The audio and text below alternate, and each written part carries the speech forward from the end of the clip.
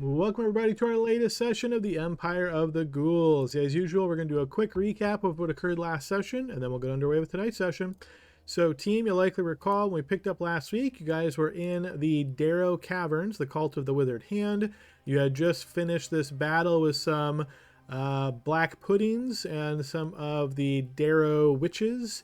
And you guys were then looking to get a short rest, so you essentially just tried to conjure up the hut as a ritual, spending 11 minutes here trying to pop it up, and so you could just kind of get in and take a bit of a rest. After about 4 minutes or so, though, while here in enemy territory, we suddenly heard that there was a babble, like a baby's babble, starting to come into the area.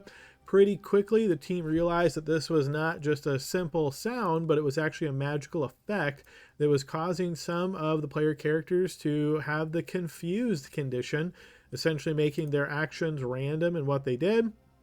This caused our party to start moving out to see what they could see. Without any obvious signs of an attacker, so to speak. It took a little while for you guys to kind of pinpoint where this was actually coming from. Eventually, we had Caliban rushing out and putting some distance between the party and himself to get closer, where he was able to spot someone bearing what was like a small cage, and inside that cage was a baby. It looked like a dwarven baby, very, very tiny, in fact. And it had this very strange look on its face as the cage would be held up by that cage bearer. And it turned out that this baby was some type of magical being that was able to use this babble to confuse people. And in addition to that, what we eventually found out is it had the ability to switch souls with somebody, as it managed to do this to Caliban, at which point in time it then, using Caliban's body, attacked our player characters. The rest of the team was doing what they could to try to stay away from Caliban, chase down the baby. Along the kind of trek in that way, more of these Darrow got added to the battle, as some of them were already sort of activated to be in the battle, while others were not, but were eventually hit or pushed into by the player characters, and that sort of drew them into the battle.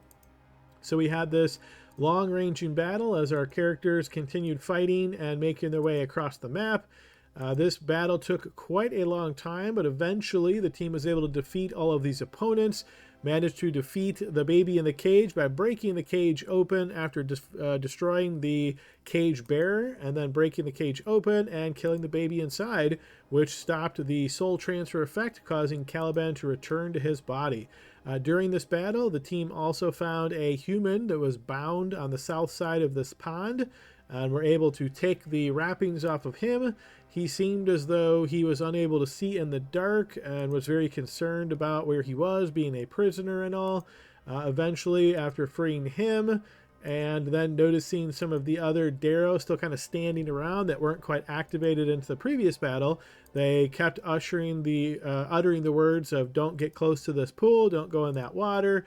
It seemed almost like some kind of a sick joke to them at this point, as they had just watched some of their companions be slaughtered, but didn't seem to care enough to try to put a stop to it. So once that was complete, the team looked around at the various pools of water here in the cave to try to determine where these other items were that composed this challenge, where to find them. And upon looking in the one set of body of water, the team did notice a sword at the bottom, and decided to try to fish that out. First, we had Laud trying to kind of go in and like basically take a step in to get a gauge of the water itself. Turned out the water was laden with a toxin, and when he did that, it burned his flesh, which he quickly pulled his foot out at that point. The captive that you guys had rescued then said, well, why not just tie a piece of rope to two ends of something and then use that to drag like a shield or a suit of armor along the bottom of the pond and try to pull the item, the sword, closer to you. There was also a pair of rubies down there in the water by the sword, and so you guys decided this was a good idea and used the rope to do just that. You guys then managed to retrieve both the sword and the rubies. You got closer to the other body of water then, and the Darrow continued saying, don't go in this water.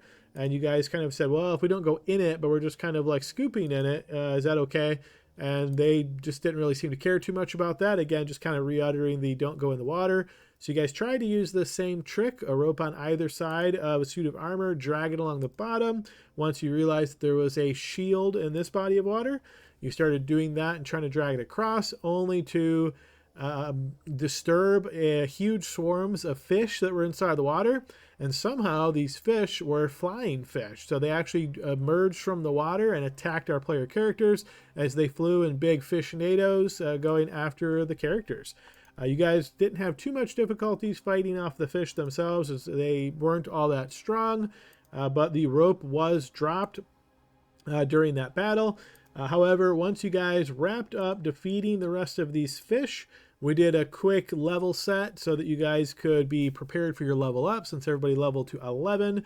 You guys know that there is a conversation waiting for you here with the leader of this cult.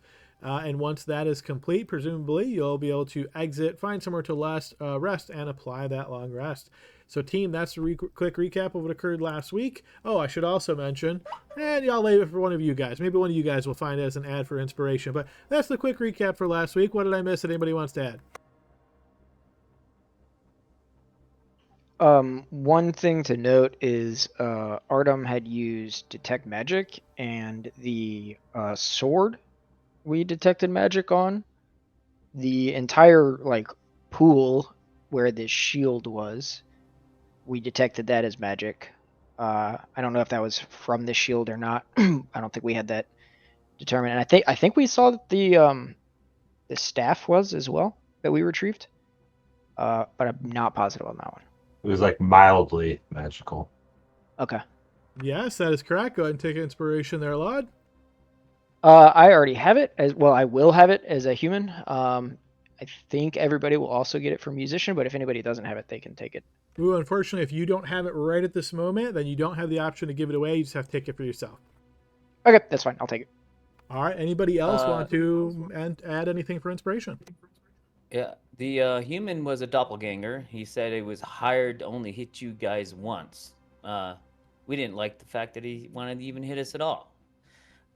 So someone hired him to hit us once. Yes, indeed. That was the little snippet I was going to add, and I thought, someone will remember that. So yeah, go ahead and take inspiration there, Grim. I already have it. Haha. So does anyone need it? I think I need it. Okay, go. Glory.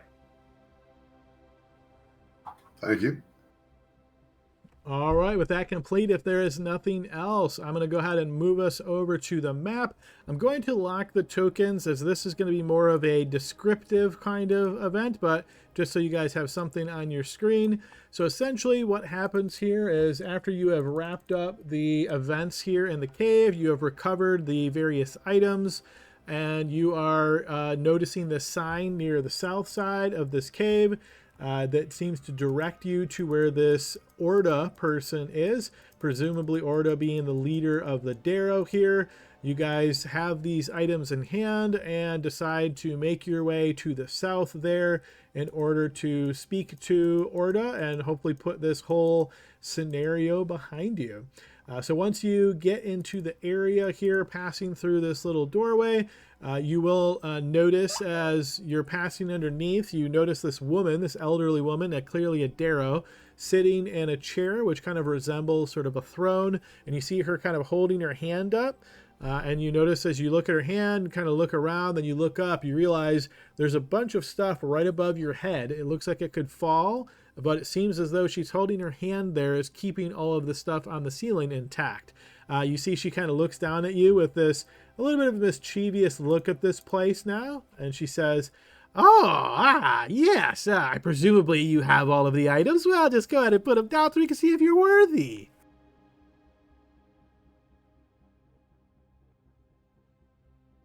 Yeah, no problem.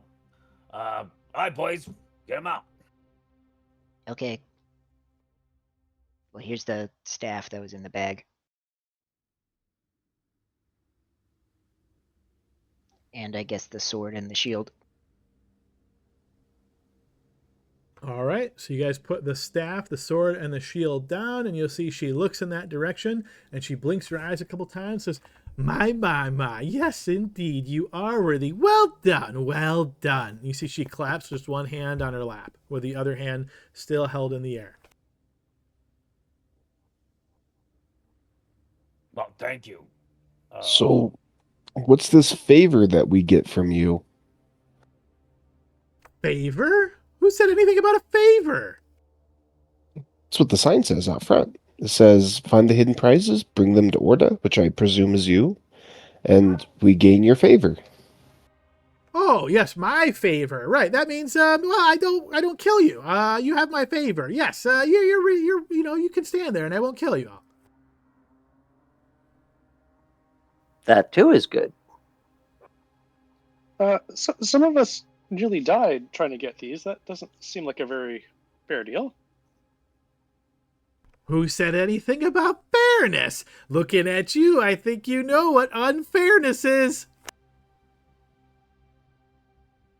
You seem to be somewhat busy trying to hold the ceiling up there. Oh, my. Just merely a smidgen of thought necessary.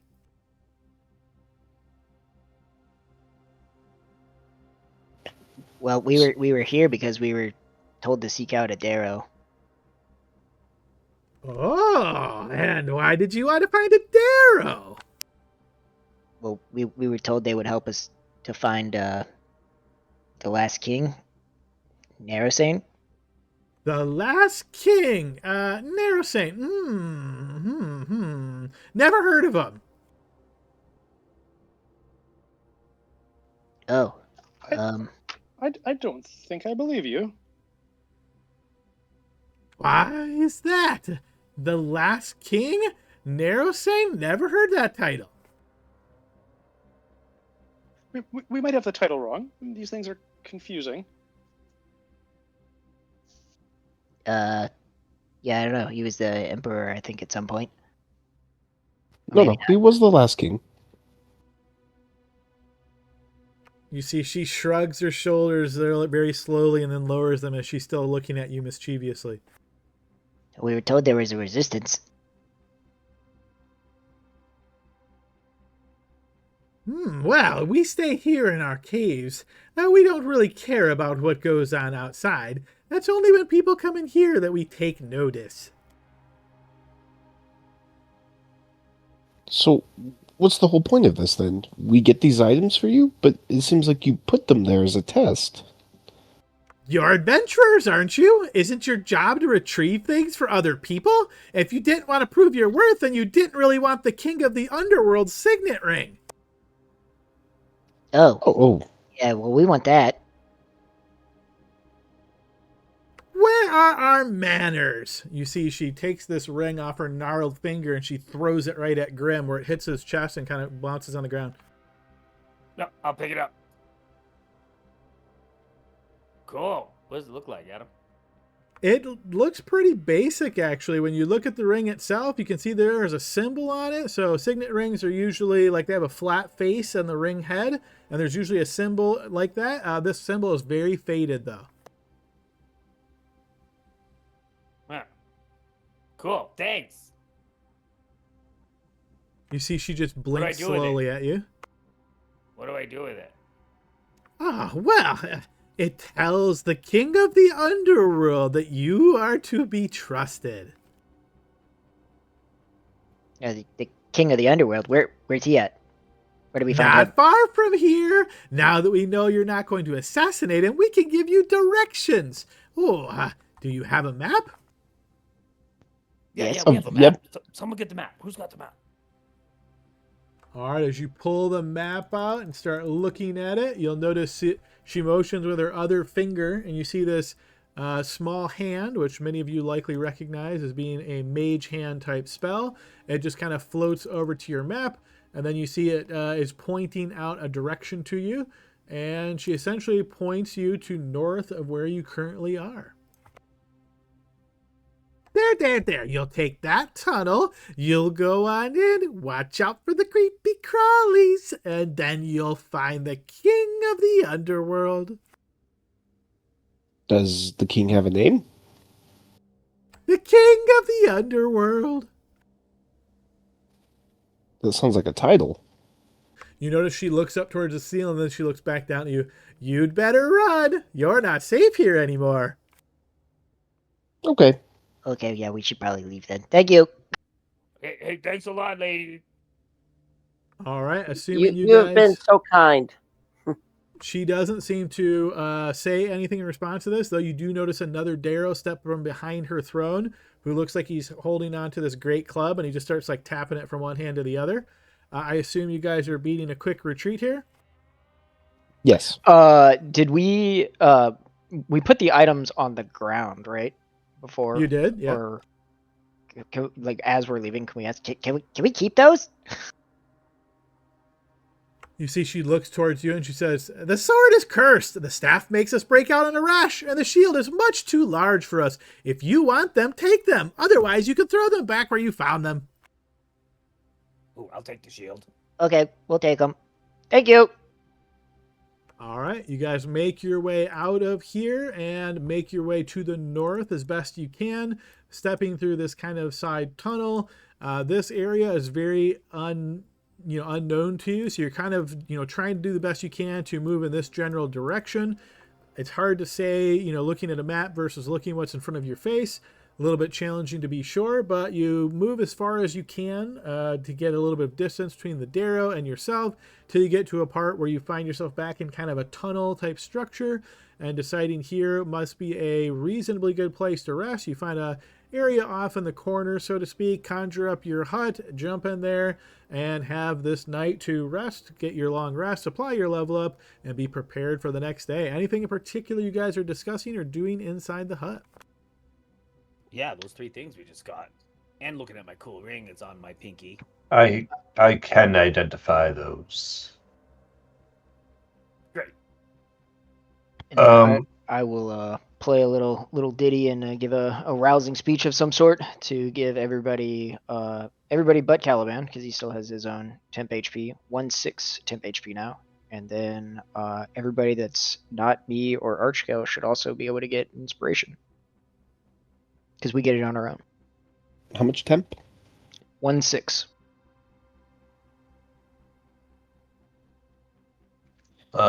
Cool.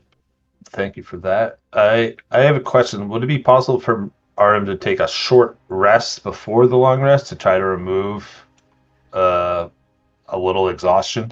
Sure. Okay. And then it's just 1 per short rest that I can remove from the falling unconscious thing, right? That is correct.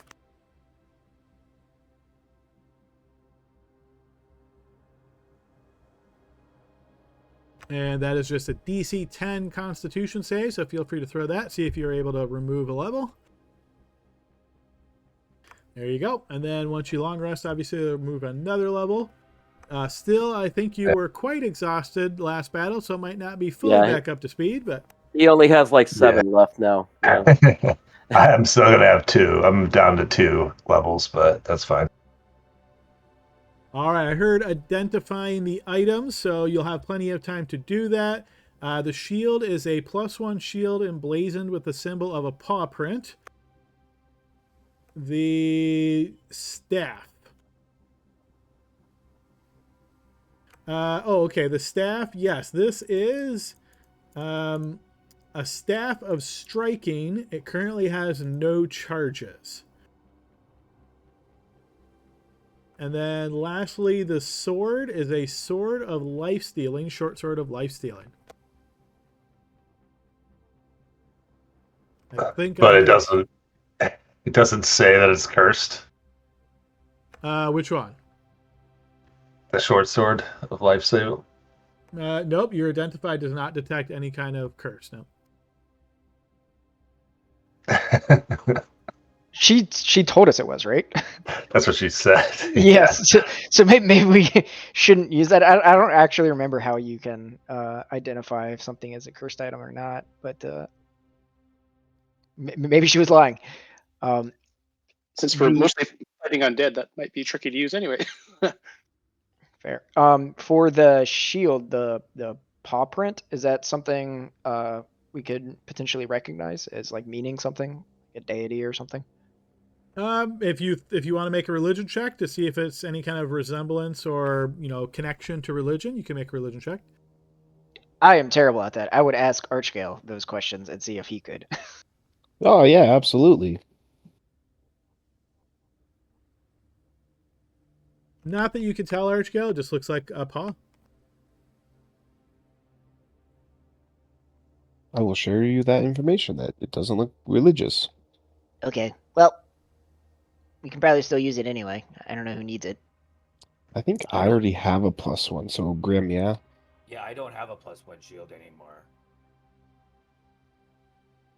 I'll take the paw print. Looks cool. What about this ring? Does that mean now no one's going to attack me? Let me get a good look at it though. Let me see. Try to wipe away some of the dust or something. See if I can see the emblem. Because we know that Narrowsane is related to bugs, and if we're assuming that this king of the underworld is the one we're going to see, I would maybe see a bug of some kind. He struggles to get it off his pinky finger and then actually like spits on it and pulls it off his teeth and hands it to you. Yeah, you look at the ring, you see if there's anything you can sort of wipe off. There doesn't seem to be. You look at the ring as best you can. There is a faded symbol of some kind here, but it's so faded you can't make out what it is. At this point, all you basically see is a line kind of coming from each corner of the ring that quickly ends, and it doesn't go to the center. You assume that at one point in time, this entire center was, fully marked up and had a symbol there, but currently it just has like a line in each corner. Interesting. I still can't tell, Grim. Sorry.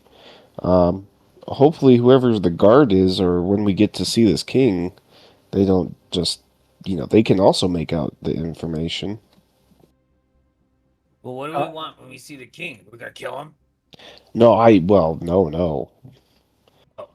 I'm presuming that it's potentially Narrowsane. He's probably not using his real name. Oh, the resistance. Got it. Did you try to see if the ring is magical as well? That's not my wheelhouse. For the Staff of Striking, does it still have its magical properties of the +3 right now? It just has no charges. Correct. Okay, that might be very useful for somebody to use. I'm never going to be in melee range, but that's a pretty powerful item. Yeah, I was could thinking that use maybe it, that's but is I that would one? never use it. I could use it. Don't you need Blade to do Blade Song? The dancey stuff, the fairy dancing you do? No. It doesn't need to be a blade. As long as I don't use my two hands. Oh. Well, maybe you should have it. Might help you with that exhaustion. Yes, I'm still very tired. I will take it. Hopefully this one is not cursed. Well, there's one way to find out, and I'll slap you on the back. Thank you. Can I see if I know what kind of paw print that is on the shield? Is this just based on your own like personal knowledge, or are you thinking of like Yeah. a skill? Or... No, just my own I don't- knowledge of nature. Yeah, I don't think that Glory would recognize this. If you're talking about like what species that it might come from, you can make a nature check. That's exactly what I wanted to know. Is this a print that I recognize, a creature that I recognize? Is this something unknown to me? Yeah, you can make a nature check for that. Yeah, it's hard to tell. I mean, it's certainly canine is what your best guess would be, but you don't know more specific. Okay. Well, I think we should move on then, unless there's anything else we should do. Well, we don't know if the ring's magical. Oh, yeah. Sounds like our elf friend. If we have time, I will just ritually cast Detect Magic. All right. Yep, you do so. The ring is not magical. Can I suggest then maybe Laud or Archgale carry it? And they're usually the ones doing the talking. No, it was given to me. She clearly gave it to me. Did you see that? You can just wear it if you're in the front. Maybe somebody will recognize it and not murderous. Fair enough.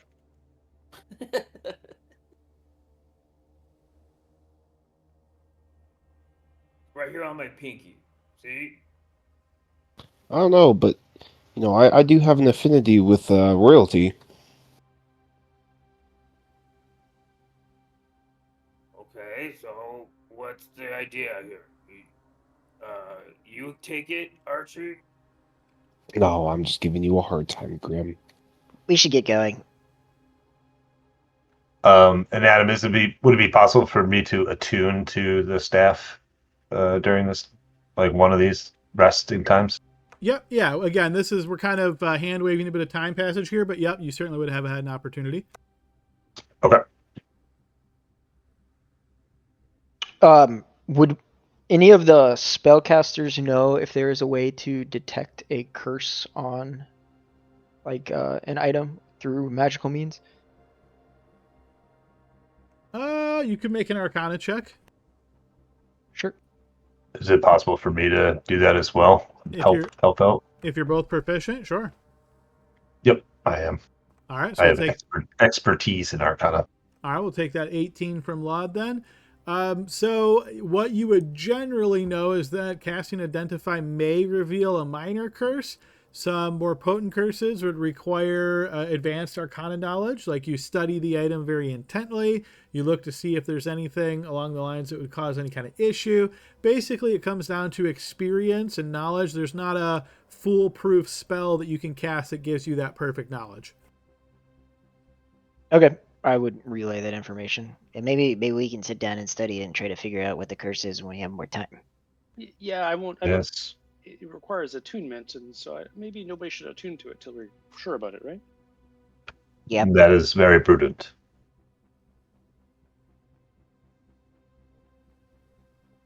I'll carry it though. Okay. If you begin hearing a voice in your head, let us know. A new voice, you mean? Like the existing ones, but just a new voice. Yeah, we'll go with that. All right, so it sounds like you guys want to make your way to the north, trying to see what you can see in this direction the Darrow have pointed you. Yes, and I am going to cast Mage Armor on myself. Okay. If he does that, I will do the same. Okay, and is it my assumption that you guys are using the book so that you all look like Derricule and have the dark vision? I was just about to ask that. What do you guys think? Well, we don't have the papers, but I think we should.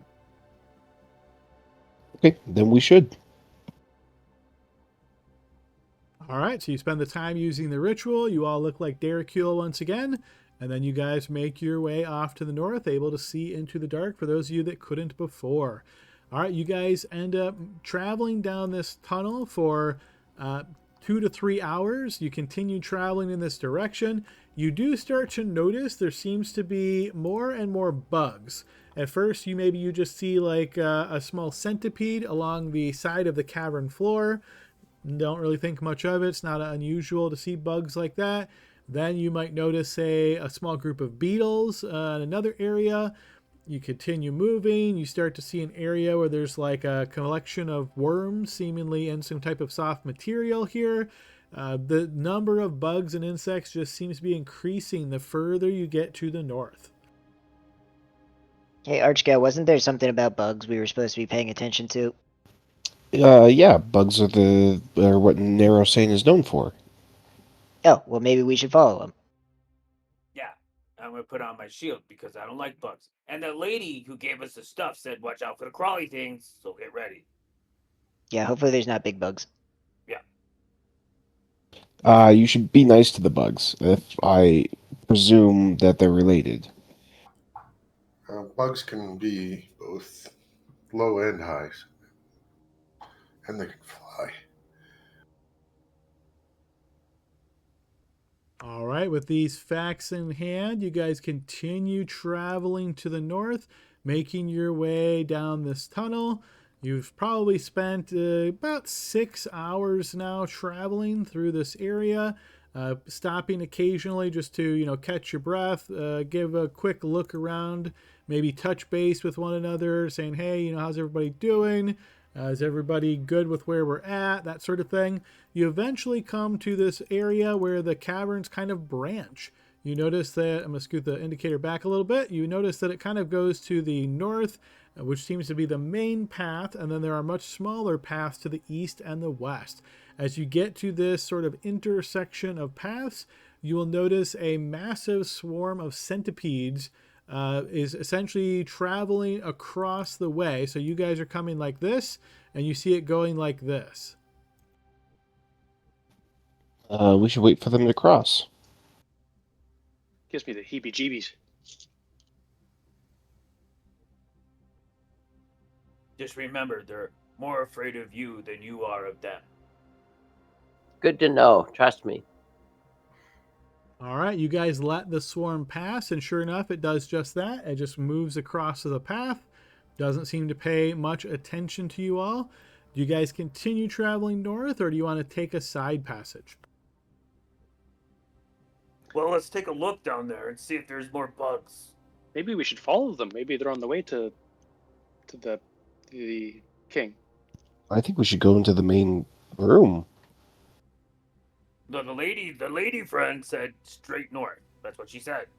Okay, Yeah. well, then let's go All right. straight north. All right, so it sounds like you guys continue traveling to the north. You spent another couple of hours, so you've been traveling for a full day at this point. You notice that the tunnel is still fairly narrow here. It's hard to tell at this distance where things are going to go, but yeah, you're starting to get a bit tired from a full day of travel.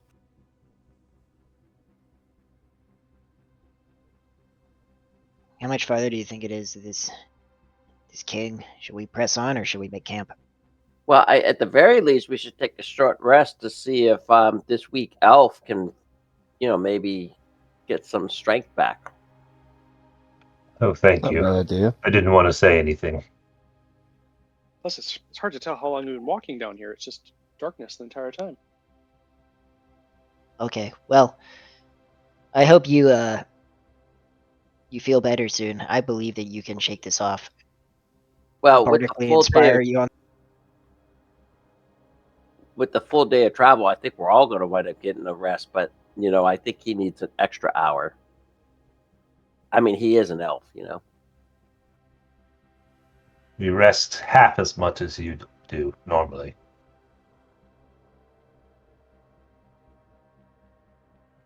But I will take it now.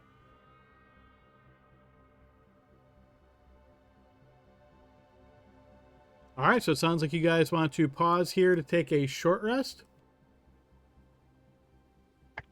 Sure. You guys are cool with it. Yeah. Well, I was thinking a short rest and then a long rest because you said it was a full day. I was just trying to see if there was a way to get him 2 rolls. I mean, I think we should take the short rest and keep going. I'm done with that. I'd agree. Yes. Okay, short rest, then keep going. Seems to be the majority vote here. So yeah, we'll assume that hour passes by as you guys kind of chill out here in this immediate vicinity. You definitely notice some bugs passing your path, though not as many as it was in the swarm, and they don't really seem to pay you any much attention. This hour passes by, and it looks like Artem does shake off a level of exhaustion. Do any of you have the ability to speak with the animals? And you could ask the bugs if they're here on behalf of that person you were seeking. I have the ability, but I don't think they have the ability to understand me. I can talk to animals. I just don't know. Adam, would I know if bugs are considered animals? Would that Yes. spell work for them? Generally speaking, bugs are considered beasts. Well, I can try it anyway because I'm a gnome and I have a whole bunch of free. And I'll speak with animals. Hello, I'm going to go ahead and cast Adam and then when I see a bug, I'll say, "Hi, where are you guys all going?" They don't seem to pay you much attention. They almost act as though they can't understand you and continue on their way. They might not be smart enough to understand you. Oh, What do that's you probably true. What do you think they eat down here? There's not much for them to eat. Each other. Dead adventurers, probably. Yeah. Whatever meat they can get. It's also like mushrooms and stuff. Maybe they eat those. Let's not stick around to find out and go talk to the king. I like that idea. Let's go. All right, Hey, you guys. Archie. Hey, Archie, when we go to the king, what do I tell him? Well, just show him the ring. That's it? Tell him our plans. Be honest. I can do that. Well, not super honest. Unless he is aligned with the Empire of the Ghouls. We don't want that. Oh, no. He is definitely not. He was overthrown by an emperor. He's been in hiding. People believe that he'll come back to continue the fight. So we just want to tell him our plans, that we plan on going to the capital. Oh, this is the same person you're looking for then. Oh, excellent. All right. The former ruler. Yes. Well, this is a different former ruler. There's a long history. I guess we have to put eyes on him to see. Only way to know is go talking to him. Sounds like you guys press on, moving further to the north after your short rest. Caught a bit of a break. It takes you another couple of hours as you're marching down the tunnels, starting to see some yawns amongst your team. I'd like everybody to go ahead and throw me a Constitution saving throw.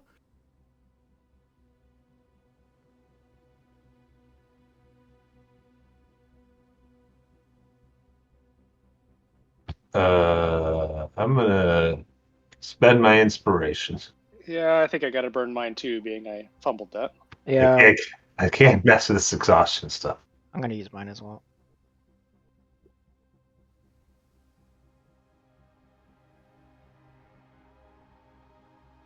I'm going to go ahead and roll mine again. Now, Adam, I don't know if I really don't know if anyone would get my +5 other than me, but just to ask that question, but I'm going to use my inspiration to get another one.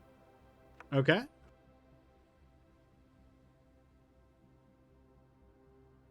Okay, so no one looks to have failed this check, so you continue marching on, doing what you can to fight off the tiredness. Eventually, as you continue marching to the north, you notice this chamber opens a bit wider. Obviously, the distances here are a little deceptive, but I'm revealing this much just to give you more of an idea of what you're seeing. So as you enter this more central area, you notice you kind of walk through this tunnel-like area. You take a little bit of a turn to the right. It then opens up widely. And where you see this very large mushroom depicted on the screen, and this sort of collection of smaller mushrooms growing in a cluster around there, you notice there is a creature, a humanoid creature standing there looking in your direction. As he looks towards you, you see he has this sort of soft almost look on his face. He's clearly an undead creature as you look at him, but you notice he pauses for a moment as though apprising himself of you, and then he seems to take a moment and kind of, it's not exactly a cough, again being an undead, but this is the closest analog that you get to what you're seeing.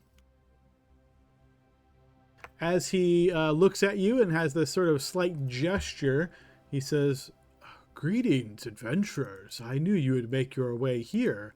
Surprised it took you so long. I jest. Welcome to my land. Welcome to my realm."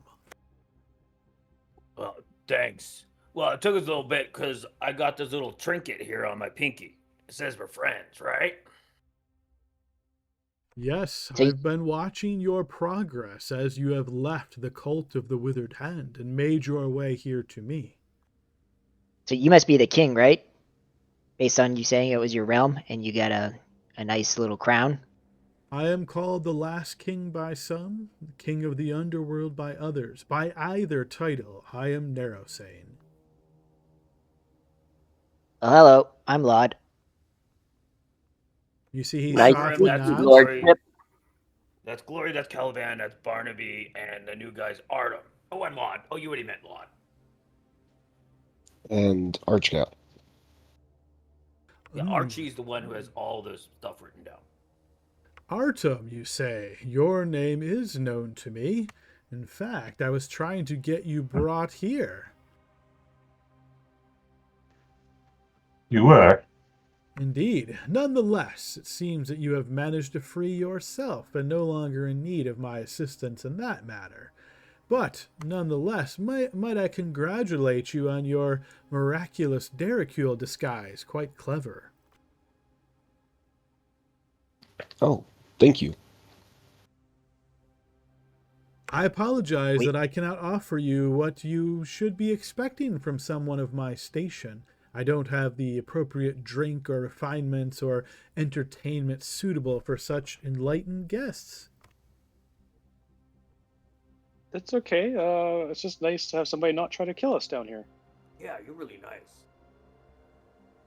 I can imagine that the underworld is hostile to your kind.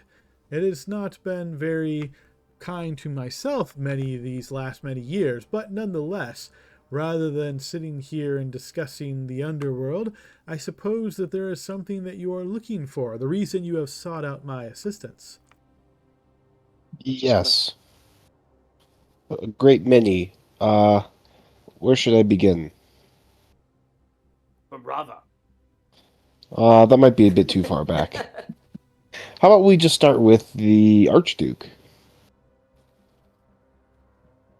Yeah, good idea. I'm good sorry, the Archduke? Which Archduke? You know, Adgost. idea. From the court in exile. Yeah, You you guys notice moved him he down here. pauses for a moment. He says, I wonder if this Archduke is required for the ritual Moretto is performing. Ritual? Could you tell us more about this? Only amusing, but I believe that the Duke Moretto is trying to pull off a ritual, something to empower himself and ingratiate himself with the Emperor. Duke Moretto. I think this is the first time I've heard this name. Could you tell me more? He is a person of significance in the Empire of the Ghouls, somebody quite high up. He is currently the favorite of the Empire, of the Emperor, I should say.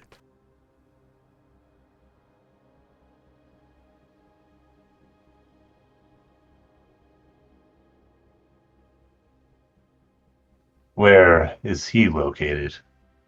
Why, in Vandicule, of course, where all of the most important of the Empire are at the moment.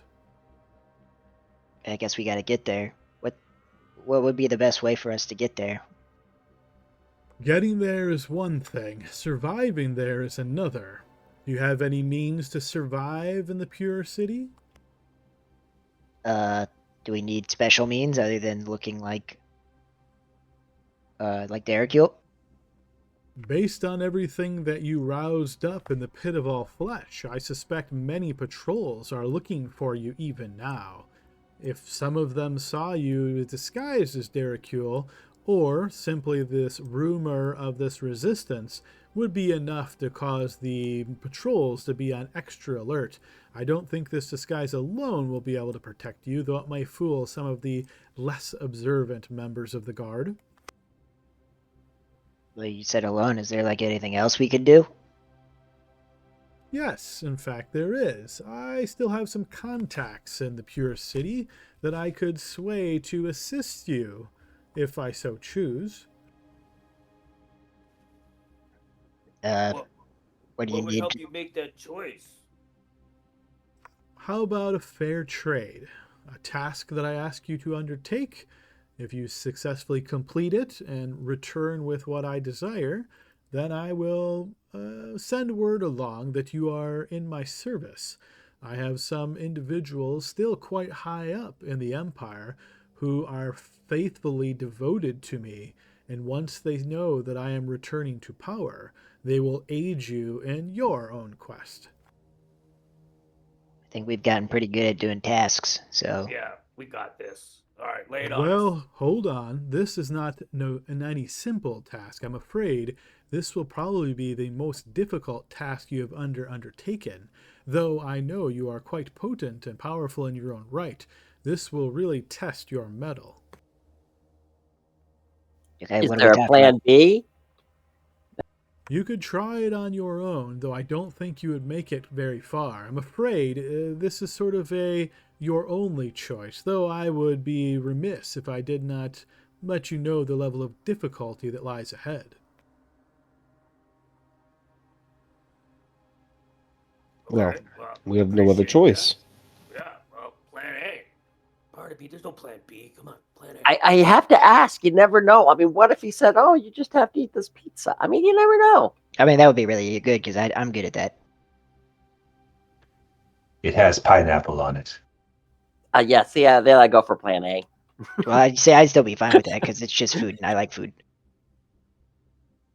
As I mentioned, he says, as though an aside, as I mentioned, I am on the rise. I'm currently trying to find myself exiting the shadows and once again retaking my rightful place on the throne of the Empire. To do that, I must overthrow the current Emperor Nicephorus. To start, I will need my staff returned to me.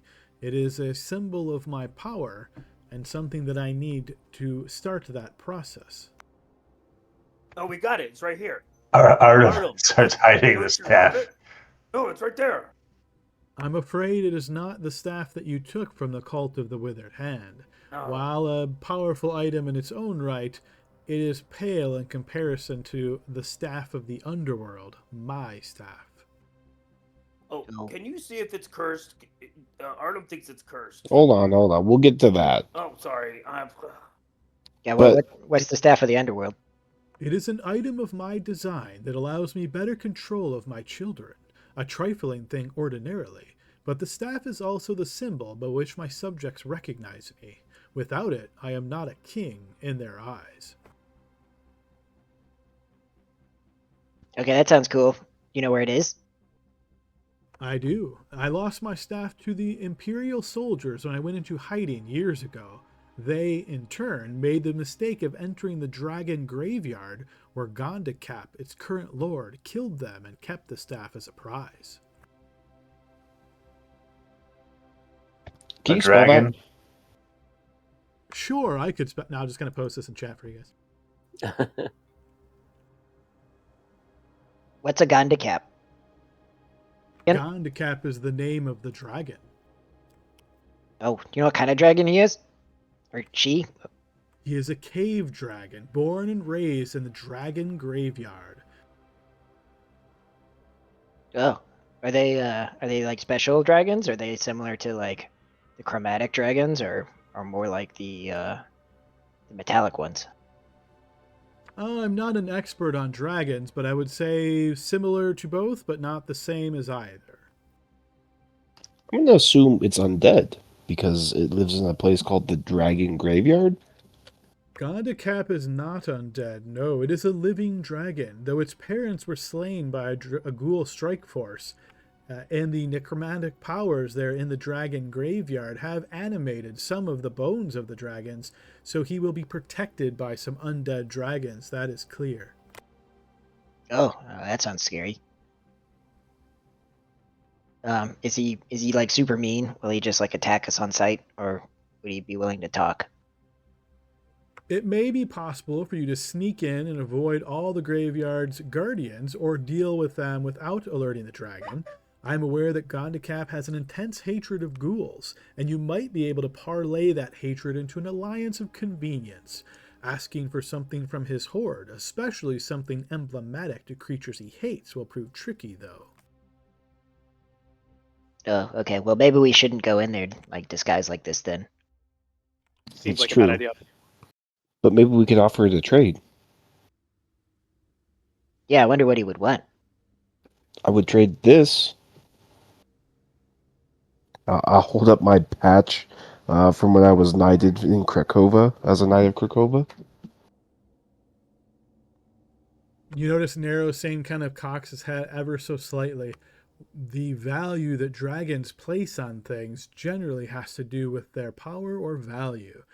Trading for something like the Staff of the Underworld, I suspect, would require something quite valuable in turn. What about like the robes? The robes? We need those. Well, yeah, but we also need the staff. Or maybe the book. The book's pretty powerful, right? And that's also like, I don't know, something that can Well, turn people into ghouls. I'll turn to Narasane and ask. The reason why the robes are even in existence, these magical items, is because of the Ghoul Imperium going above and starting all these wars and conquering all this land that isn't theirs. What do you plan to do as Emperor? That is a quite broad question. Needless to say, I assume that your concern is how my reign would be different to the current emperor's reign vis-a-vis the living on the surface. Specifically, Krakova.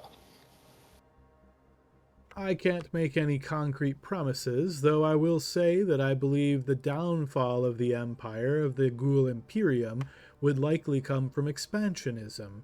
Stretching our lines too thin is where we seem to fail, and the current emperor is too blind to see this.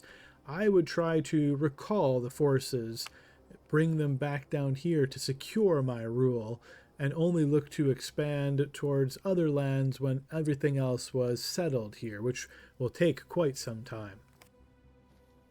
I want this in writing because this might be the only hope that we get this is bargaining some kind of trade with this item.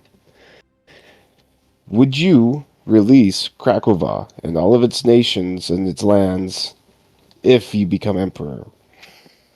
I can offer you no promises while I am uncrowned.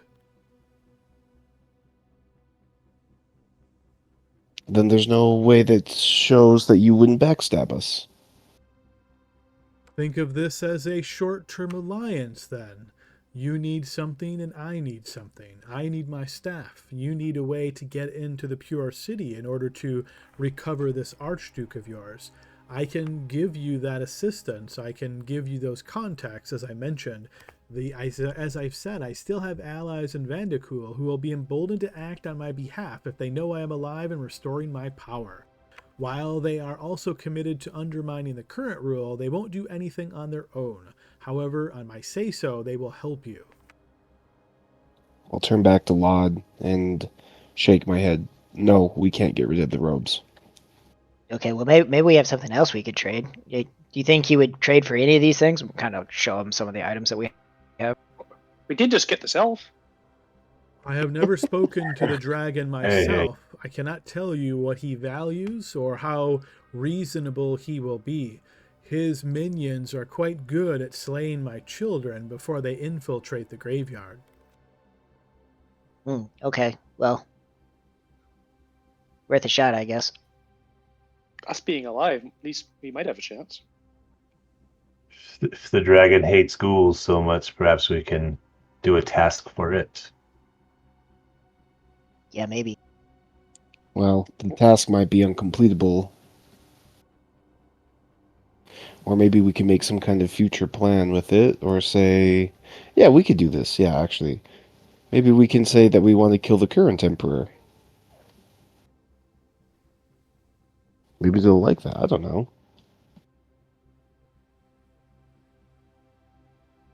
We have killed a lot of undead, and if he gives us the staff, we will definitely kill a lot more. Yeah, that's true. I don't know, maybe we have to go there and find out. We just I can't think- say we're giving it to this guy. Exactly. We need the staff in order to bring down the downfall of the emperor. Does right. the current emperor have an item that designates his rule that we could trade? Give us the staff and we'll give you the current emperor's whatever.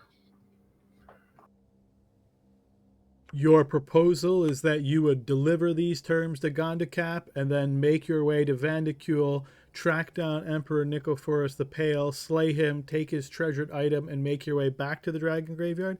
I think you will find killing the dragon easier than that task, my friend.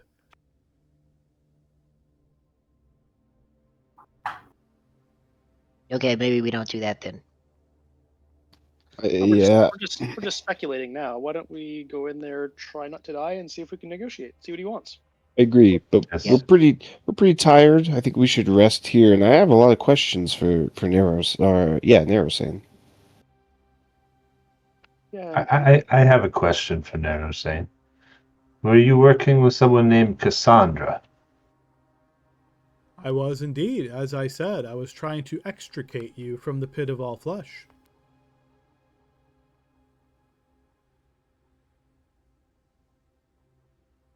Well, why'd you want him? What's special about him? Well, I don't know as I would go so far to say that there is something special about him, or perhaps maybe there is and I simply don't know it. Nonetheless, I'm always looking for allies to aid me in my cause, and knowing that he was not from around here, knowing that he was not a ghoul, it seemed as though he might have common cause with me in my goal to overthrow the Emperor. Okay, yeah, that makes sense.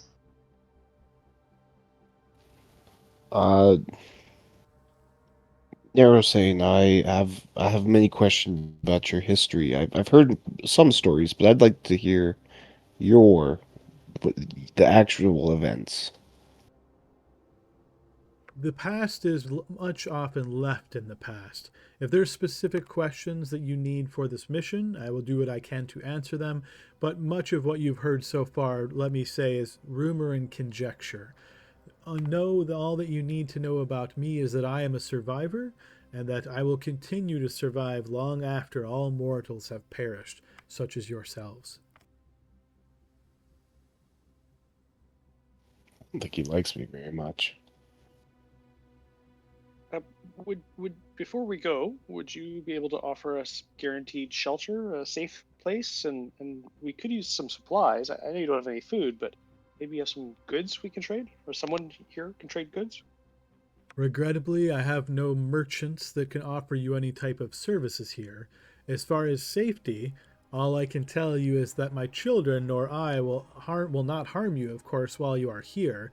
But if for some reason the Imperium knows that you are here and sends a strike force in, I will not be able to defend you. That seems fair.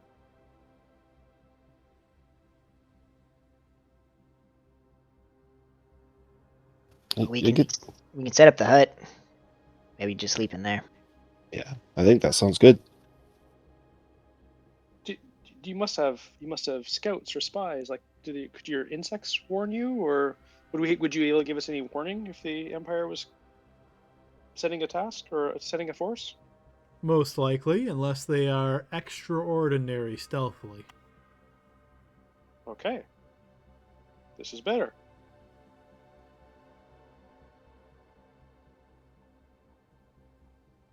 Like, we rest tonight, and tomorrow we go parlay with the dragon. Try not to die. I like the not dying. He nods and then motions with his hand palm up, and he says, "Feel free to make this area your home for the night. If you have other questions, feel free to speak them aloud, and I will return once I can. Until then, I bid you adieu." And with that, you see his body seems to almost explode as he turns into thousands of insects that hit the ground and squirm off in all various directions. I think I understand how he was tracking us now. That's who we're gonna put in power. A bunch of bugs. Well, nicer than the existing guy. I have a silly question, guys. Did we ask how to get to the dragon graveyard? I don't think so, but he said if we had any questions, maybe we should just ask that and see what happens. It is on our map. Is it? Where? Right here. To the northeast. Oh. So we have to pass by the docks to get there. Or just the Sulphur Sea. It looks like it might be connected. My guess is you don't want to swim in that, and we need a boat. Well, there might be a boat. Do you want to ask Narasane if we can borrow a boat, or if there is one? Well, yeah, but maybe we do it in the morning. I don't know. Maybe he left for a little bit. Okay. Was there something about the docks that we were supposed to avoid, or just because there'd be people there? There'd just be people there, so we'd have to be disguised. Got it.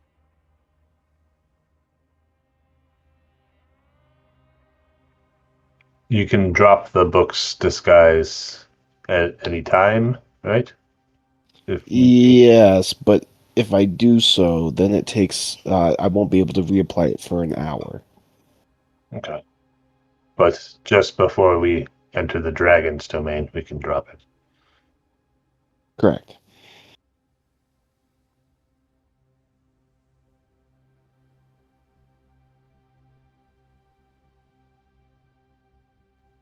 All right, I'm going to trance now. I'm gonna make the hut.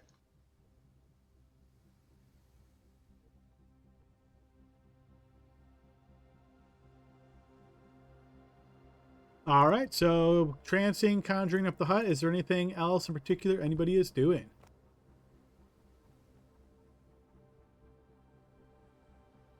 Okay, let's assume then that you guys have managed to conjure up the hut, rest on inside. You certainly notice bugs on occasion. Some of them would be crawling on the hut and crawling over it, squirming across it, that sort of thing.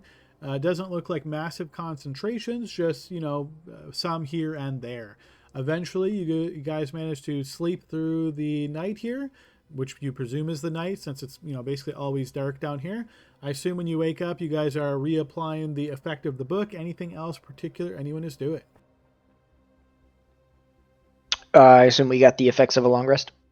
Yes, indeed. Okay. Well, if anybody had used their inspiration, we'll be able to re-grant it by playing a little musical song. I used it, so thank you. Thank you. And temporary HP doesn't go away until you actually use it, right? So since everybody already had it and we just got it like back-to-back long rest, I think I could also give Caliban the 16 temporary HP. I believe temporary HP ends when you take a long rest. Okay. If that's true, then I would just keep it on the same people. Thank you. I almost rolled as well.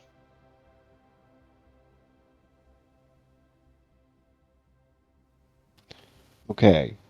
And I'm going to do mage armor just when we start off. I think I'm going to wait until we get a little closer to stuff before I use it, because it's 8 hours. I don't know how closely you track that, if it's just like...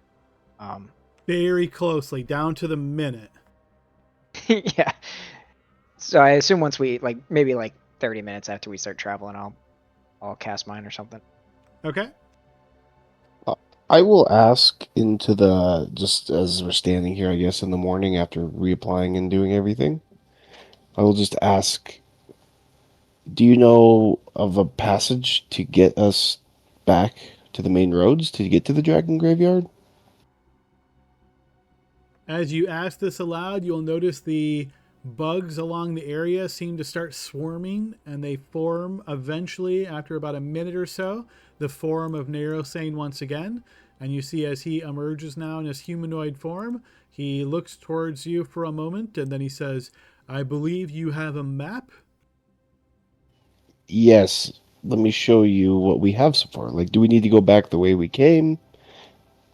No, I would recommend you travel to the east. And you see as he looks at your map, he starts with his hand, he starts kind of drawing in some things here, almost with his fingernail. It's like you notice his fingernail is quite sharp at the edge, and he just kind of starts adding some basic details and shorthand of this area.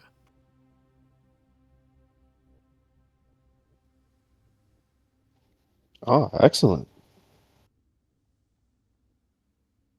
Are the vermin your children? They are indeed. So they will not attack us, correct? Oh, yes. How could I forget?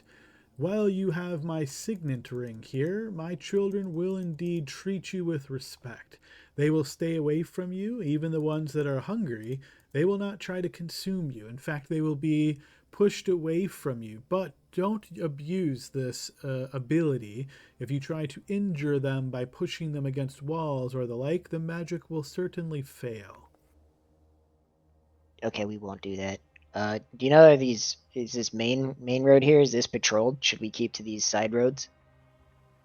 The patrols are random and sporadic. As this rumor of a resistance has gained more steam, it seems that more and more patrols are happening. They rarely make it this far into my domain, as it seems as though they don't think that there is anything here to be concerned about. As you get closer and closer to the docks, of course, you are more likely to run into a patrol. So Do the Sulphur Sea, I see that there's like a river here.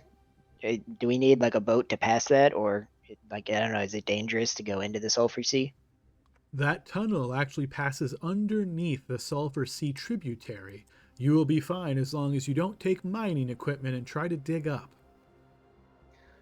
Is that the same if we go to the west? Could we go through the sulfur mines to avoid the docks?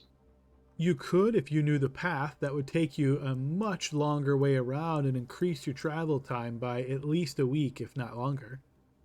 Ugh. Okay. do you know a good? I don't know how else. Do you have a good backstory for us that we could say when we come across patrols?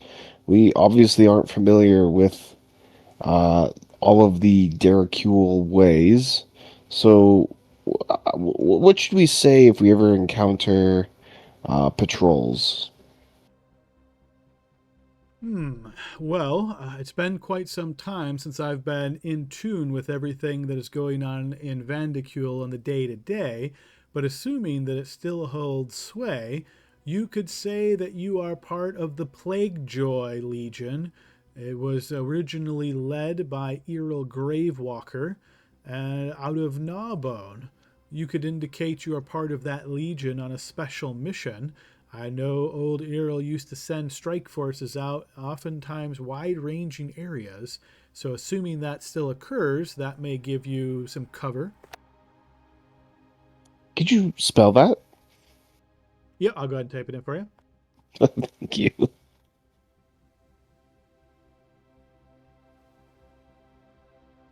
Did everyone get that? Plague Joy. Okay. And it was Errol Gravewalker. Yes. Yes.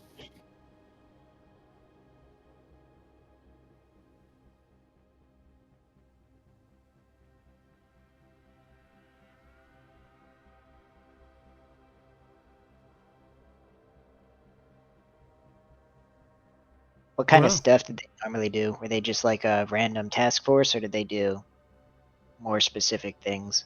Well, they're a standing fighting force, so that's the bulk of the Legion. Though, as I mentioned, Errol often would take small contingents of his forces, train them up to become strike forces, and then send them on very specific tasks. So, if there was an opponent who was giving some kind of difficulty for the regular forces to defeat, they would track them down through intel and reconnaissance and then attack them, usually in ambush or surprise, in order to slay the Emperor's enemies. So it'd be safe to say that looking for you might be a task they would do? Possibly, though I am believed to be dead, he says, as though you see virtual air quotes from his words. To all in the Empire, none know that I still survive. Oh, okay. Well, maybe the rebellion. The resistance in the underworld is little more than a rumor, but it has caused quite the concern in Vandicule, it seems. They are very taken with it, and they believe there's more to it than it really is. The true resistance is pretty much simply a trifling at this point. Oh, okay.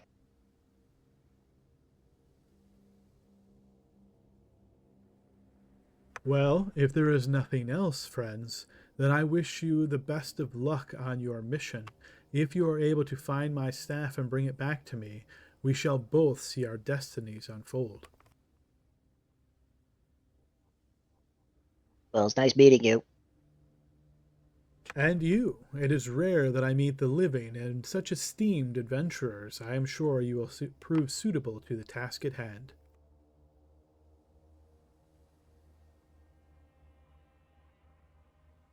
And with that, he kind of watches you guys for a moment, and then you see he explodes into a bunch of bugs again that scurry off. Hey, Artem, are you feeling better? I am. I feel back to my old self. Good. Yeah, Yes. pretty smooth talker for a walking corpse. Well, he was a king. I suppose. Well, I think we should get a move on. Okay. All right, so is it your plan to make your way to the east, pass by the docks, take the long tunnel northeast, then to the Dragon Graveyard? Think so, right? I mean, that was the path that was suggested. I don't see any reason we wouldn't do that. All right, so you guys travel east. It is a little bit clearer here on the map, but you find once you get into these narrow tunnel areas that they are very much switchbacks. So you'll be traveling one direction and kind of turn with the tunnel only to find yourself at a dead end. You'll have to then go back to the same area you were before. You're having to put all of your heads together to really do what you can to not get lost. When you do get lost, it seems like you're lost for a short period of time where you're like, oh, it must be this way. And then there seems to be another dead end. Eventually, this, keep finding you're making progress. It's just very slow because the direction that you need to travel, even though you're trying to go east, it's not always obvious which tunnel or passage is going to lead you there. So it ends up taking you a full day to get to about this point on the map. Just kind of speeding this along a little bit. You guys rest, relax, wake up in the morning, continue traveling out, spending about another full day to get to this point. Wake up after resting, relaxing. So you guys are eating rations, obviously, doing that whole deal. When you wake up this third day, you believe you must be getting closer. Any special preparations anybody's doing when you set out this third day? I have a quick question. Sorry. For the recharging at dawn, is that not happening because we're not above ground? It does not seem to be happening. It might be just that, yeah. Okay. All right, I see Laud has cast Mage Armor. Any other preparatory spells? Yeah. I mean, I'm also going to do Mage Armor. All right, feel free to do that. Burn that slot, all that kind of deal. And then I'll assume you guys continue moving on. All right, you guys continue traveling for another couple of hours or so. It seems as though the tunnels are starting to get a little bit more well-defined, less switchbacky at this point in time. As you guys are making your way down, I'd like everybody to go ahead and throw me perception checks. And I'm going to assume you guys have used the book once again to all appear to be Derricule. Yes.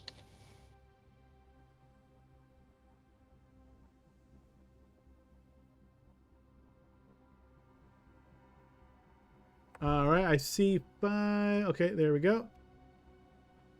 All the big people are in my way again. All right, so unfortunately, as a group, you guys have failed this check, as more than half of you failed the DC. So as you're making your way through the tunnels, traveling in this direction, you guys don't spot anything out of the ordinary, but as you're moving, suddenly above your head, you hear sort of like a small explosion sound, and you see rocks begin to tumble down. You don't really have much choice here other than to try to run as quickly as you can. So I'm going to ask for dexterity saving throws here as all of this rock begins to fall down upon your head. I'm going to use a lucky point here to roll this at advantage. Okay. That's a good idea. I'm going to do the same thing. I'm gonna burn my inspiration. I'll burn my inspiration if I fail. 14's a failure. I'm going to go ahead and use my inspiration as well. Yeah, if 15's a failure, I'll burn my inspiration to roll it again if I can. I'll let you know in just one moment. All right, so Glory has succeeded with a 22. Let's see, Caliban failed and then re-rolled, still a failure. Let's see, Grim failed and then re-rolled and still a failure. Artem failed and then... Artem, are you doing anything? I'm gonna do my inspiration as well to reroll one more time. Okay, go ahead and re-roll. Okay, so you will succeed. So I think I've got everybody. Law to 15 is a success, so you're all set there. And okay, so if you got under Adam, 15... Would any of them have been close enough for the aura for the +5? I'm going to assume no, because as this occurred, you guys are just kind of running like mad, and it's not at one specific point when the save is generated. It's just like an event that occurs. So I'm going to assume no, because it would be too hard to track that exactly. Okay, so if you had under a 15, you are going to get struck by falling rocks. So what I'm going to do is, let's see, let me make sure I know who has failed here. So this is going to be Caliban, Grim,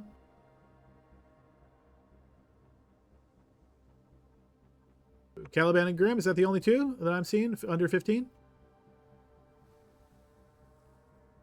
I think so. Okay, so Caliban and Grim, you guys are both going to get rocks tumbled down upon you. As that occurs, you guys are going to find yourself in a different area. I'm going to go ahead and lock the tokens. I'm going to move maps here. Oh no. All right, so as all of this rocks tumble down, Caliban and Grim, you're both going to take 36 points of bludgeoning damage as these rocks smash down, striking into you, likely knocking you prone a couple times. You get back up and try to continue moving as more are falling upon you. This is where you find yourself, and I'm going to go ahead and put us into initiative order.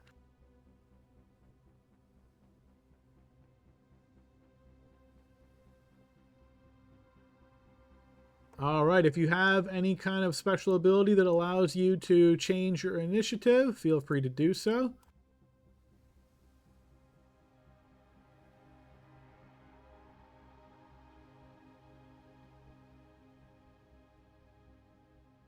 Okay, locking out any special abilities at this point, I'm going to resort. All right, so as you guys find yourself in this area, as all the rocks have tumbled down, you will hear the sound of movement pretty quickly. It becomes very obvious to you in just moments that this is a planned ambush. So as you guys that made it past the rocks find yourself where you are at the moment, you certainly hear the sounds of movement. I'm going to go ahead and add the opponents into initiative.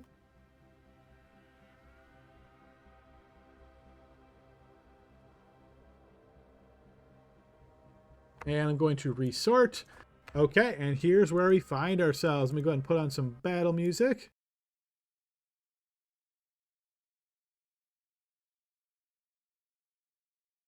Alrighty, so what we see is some movement from the southeast as a ghoul emerges from behind this wall.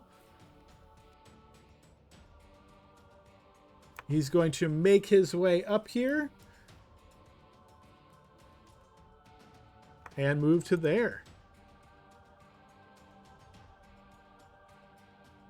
Archgale, you're going to notice from this elevated position to your west, Ghoul is going to get to the edge essentially and then jump down to here, and he is going to attack you.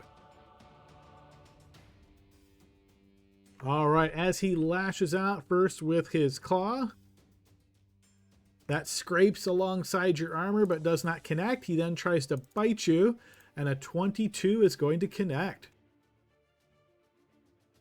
All right, and when that bite connects, it's going to do 5 points of damage. And then I will also need... I will also need a Constitution saving throw there. And I got plus... Oh, that's not going to be enough. +5, but whatever. Okay, that is going to be a failure. Okay, next up is Artem. Okay, Artem is going to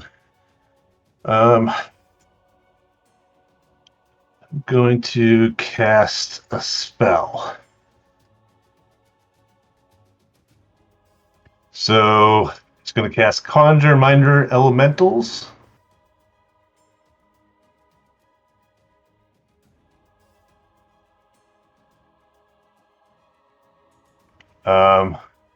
It's really just an aura, or it's like it adds on to my attacks. All right, I didn't see the full thing there. I'm just pulling it up real quick, see if I need to know anything.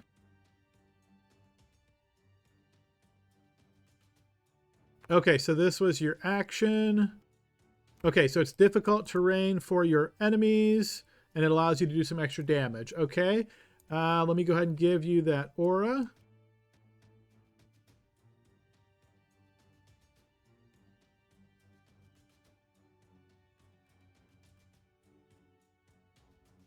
All right, that is in effect, and I'm going to go ahead and throw our concentration icon on you. Okay, that is your action. Right. Anything else, Artem? Yeah, bonus action, I'm going to Blade Song.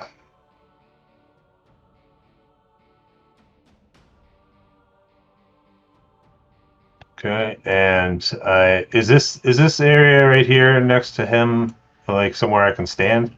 That is a rock wall. Well, I want to get into melee, so I'm going to move up here, move through here, to here, and I'll take the op attack if he wants to do it. Yes, he will. Yep, he's going to try to go ahead and swipe out at you. And let's see, you are, yeah, he's going to try to hit you with his claw. 13, that is not going to connect.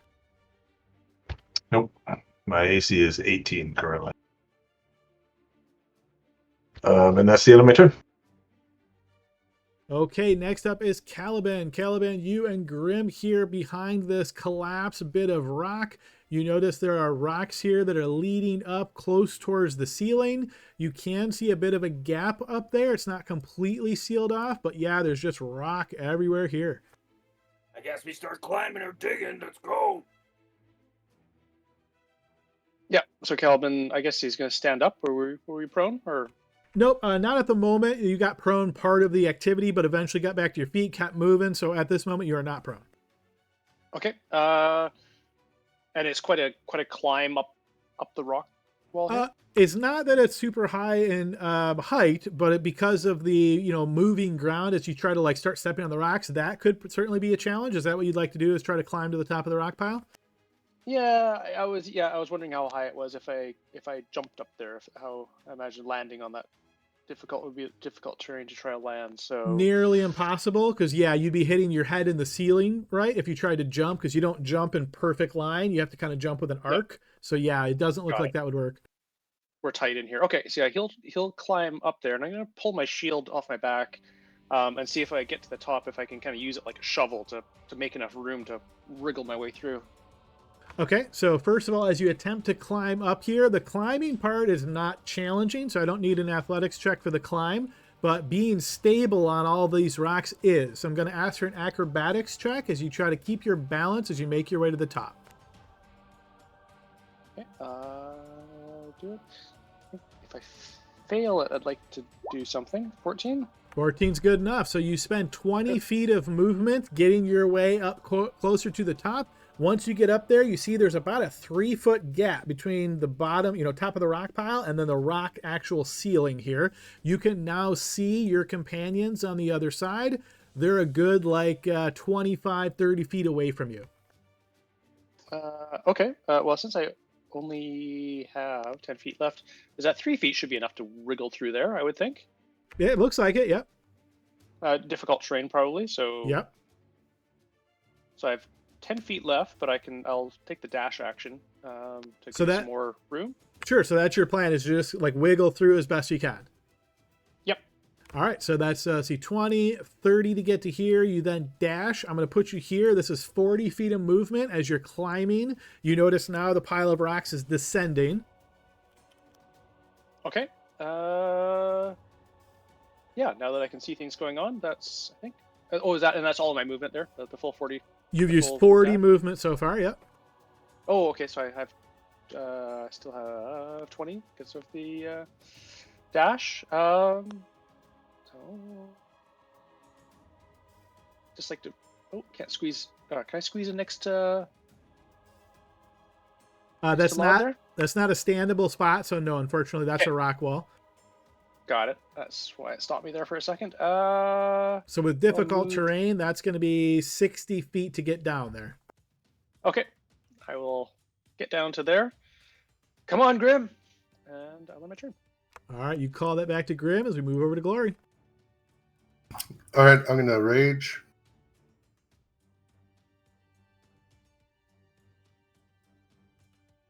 I'm gonna slide on over to here, attack this guy. Okay. You slash out, but you notice that he evades your strike. The second chop does manage to connect.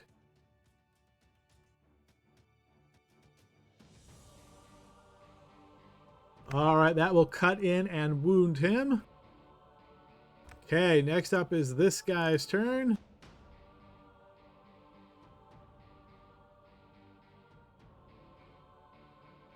He's going to make his way over to here. It is difficult terrain there, just in case that matters. Yep, no, I did calculate that. All right, this one's going to move here. Looking down, Artem, you can see basically half of this person as they're looking down and firing upon you. So a shot rings out. And that is going to be a 24. So that is going to hit. As that strikes into you, you're going to take.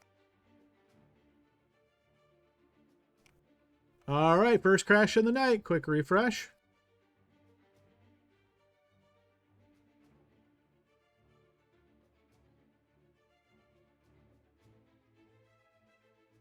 All right, loading back in. All right, so that was a hit. Here comes the damage. That's going to be 11 piercing, and they're also going to then sneak attack you.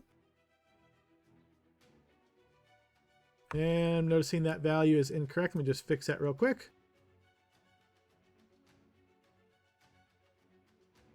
All right, here comes the sneak attack. It's going to be an extra 7 points of damage, so a total of 18 damage on that attack. Okay, and then you will notice as they slide a bit back. Okay, it rolled it for me. Any of that stuff, by the way, is +4 for those concentration checks. Yep, yeah, I'll let you manage that. I think you have Warcaster as well, so if it fails, then re-roll and just make sure you're maintaining it. All right, we'll move to Archgill. Yep. Okay, I'm going to Channel Divinity Turn Undead.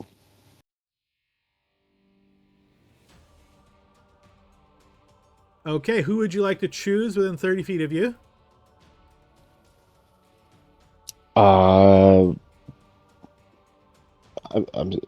The enemies? Okay, so obviously that means the ones that you can see.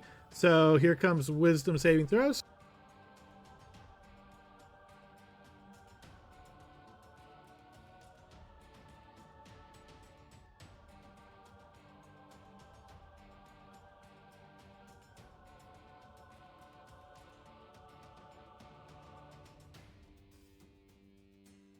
Okay, and let's see, your DC, I'm assuming, is not higher than 18. So the first two look to be affected by this. The third is not. Okay, and then Seer Undead is part of that. So 5d8 coming out.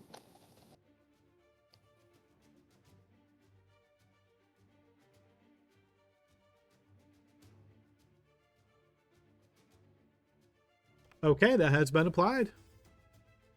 Okay. I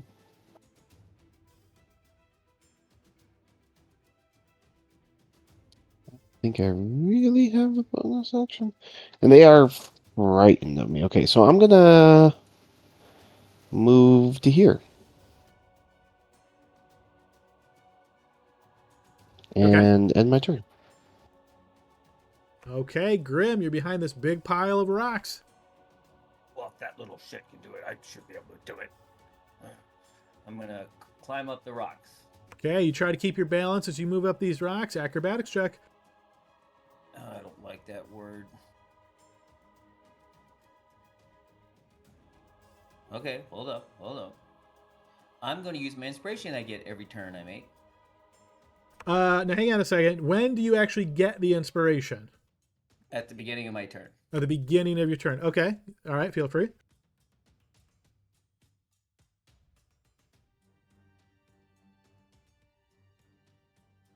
That is going to be a failure. So you start trying to climb up here, Grim, and you realize okay, then let me try this.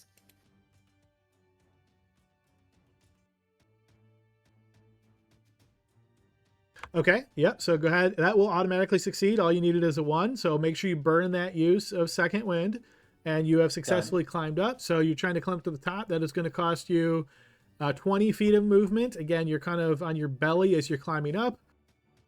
So there's going to be 20 feet of movement to get you to here. You notice that little gap at the top, about 3 foot wide. Yep, I'm going through it. Okay, so you climb to the other side, spending another 10. That's 30 feet to get you there. Okay, bonus action now for my adrenaline rush. Bonus action dash. So I don't think you can do that because Tactical Mind says when you feel you can expend a use of your second wind rather than regaining hit points. That tells me you're still using a bonus action to do it. Okay. I'm not going to do that. Screw that. I'm just going to use an action dash and get right next to Caliban and say I did it too. Okay, yep, you can do that. Okay. I can't move on. So you're just trying to move south next to Caliban? Yeah. All right, you climb, belly crawling yourself, and get there and pull yourself up to your feet. Wasn't that hard? He has no idea. Uses a couple features to do it, but you're here.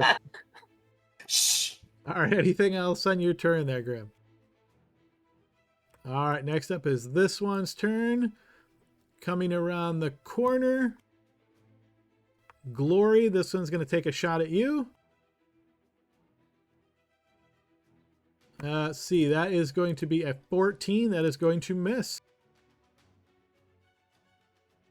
Barnaby, you're up next. All right, Adam, I'm going to go ahead and put on my shield. And then I'm going to go ahead and... Well, I'll go ahead and save that. I'll just put on my shield, and as my bonus action, I will flip off the guy in front of me before he runs. Okay, I'm sure that very much bothered him. All right, Laud. Well, he's already frightened. Now he's going to be intimidated too, right? I don't know. Is this a space I can stand in next to Archgale over here? No, that is a rock wall. Okay. All right. So what I'm going to do then is I'm going to cast slow.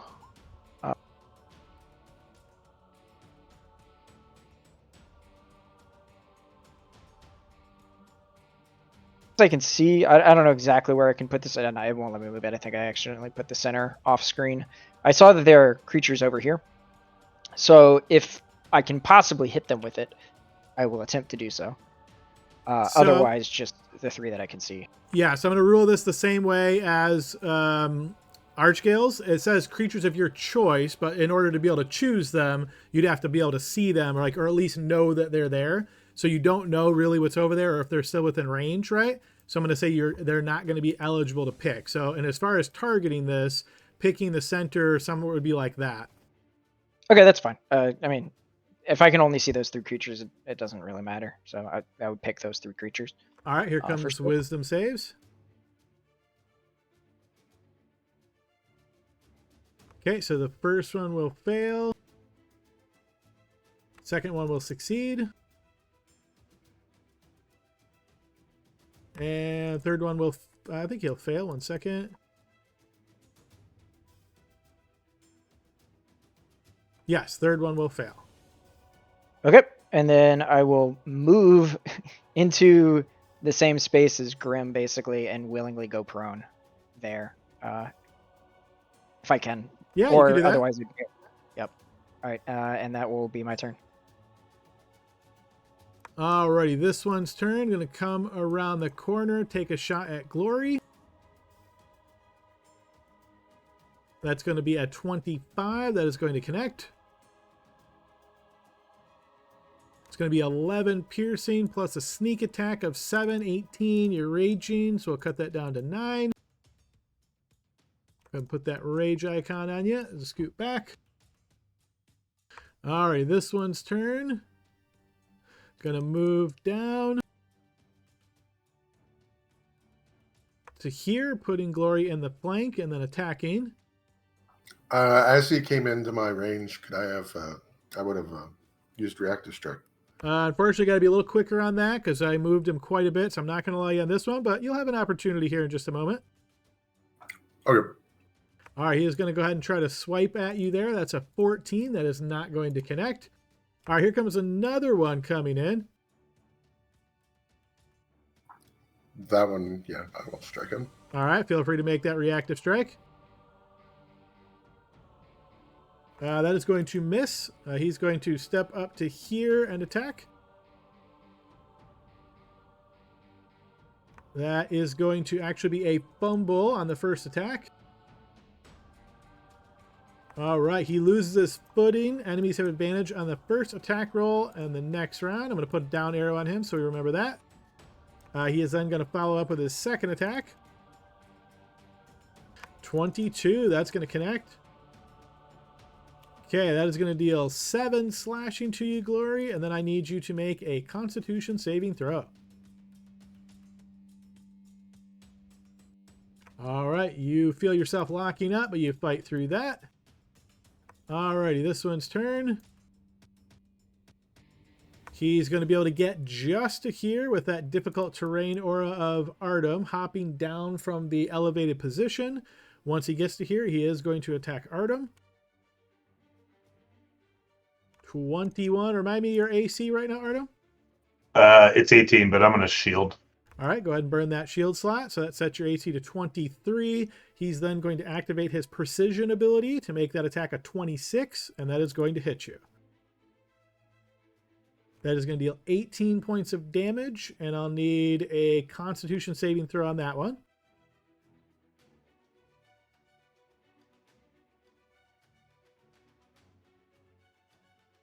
All right. And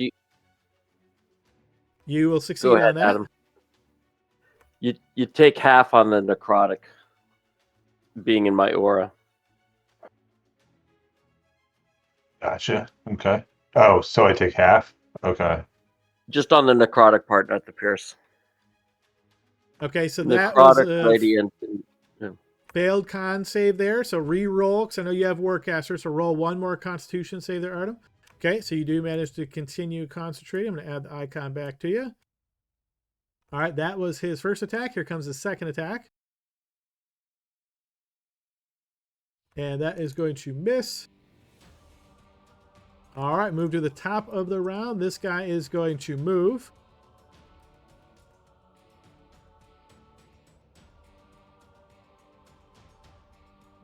And actually, no. Let's see. He's only going to get to here. Barnaby, would you like to take an opportunity attack? No. Yeah, is that one? I'm not seeing indicators. Which two failed the slow? Yeah, check? I was just noticing that as well. It's the first. Actually, I forget now. Let me scroll back up. I don't think the Iron Ghoul failed. The Iron Ghoul did not. So hang on. So he's going to get to here. Artem, would you like to take an opportunity attack on him? Yeah, I am going to. I know his All right. turn, but it's too juicy. All right, feel free to make your attack.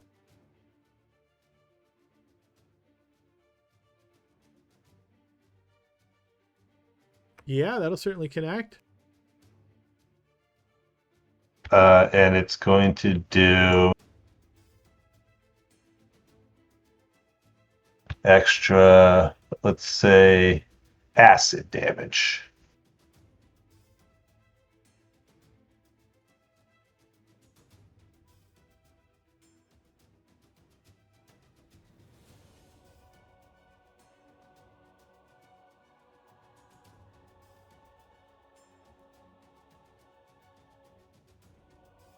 All right, feel free to roll the extra. All right, so that will wound him. That will break the turn. And then he's going to move back to here. All right, this guy's turn. He's also going to move and get to there. All right, Artem, it is your turn. Okay. Well, I'm going to attack once with the staff to the iron ghoul. Okay. That is going to miss. Okay, and my extra attack is going to be a thunderclap. All right, con saving throw. And that's going to be from everyone, including Glory. I'm sorry, Glory. Not these two over here, but everyone else was next to me.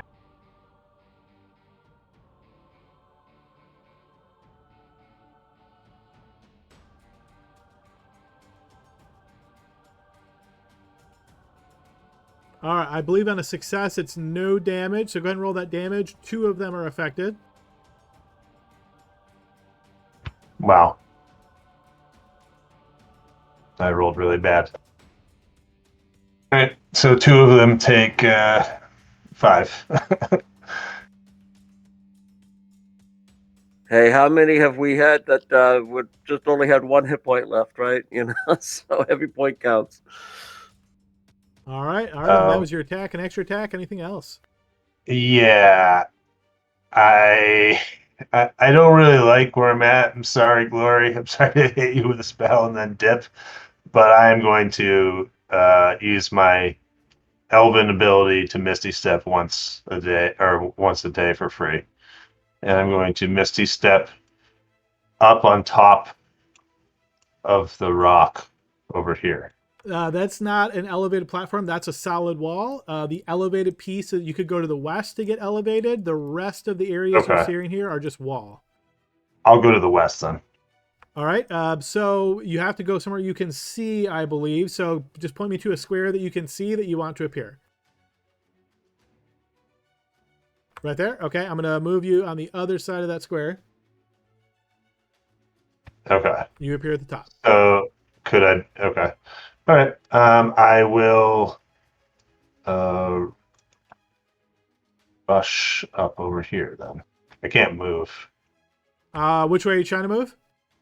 Towards this other individual, west. I moved you 1. Now you should be able to move. Okay, I'll get here. And that's the end of my turn. All right, Caliban. All right, Caliban's going to, seeing that Artem has moved and left kind of Glory exposed, going to try to fill that gap. So he's going to go 5, 10, 15, and 20.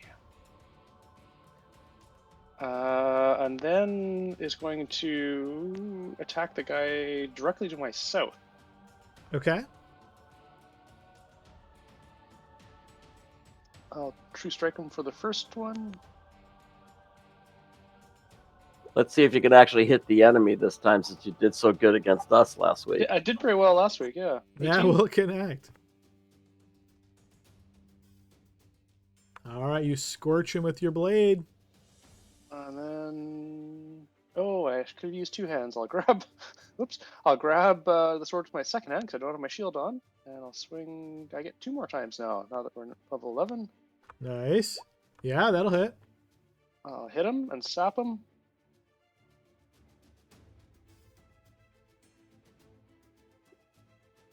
That one will miss, however. Miss on the third. All right. That will do well. I will end my turn. Might not matter, but he does have -2 AC from slow. Yep, I did take that into consideration. All right, Glory. As a bonus action, I'm going to use Zealous Presence for everybody.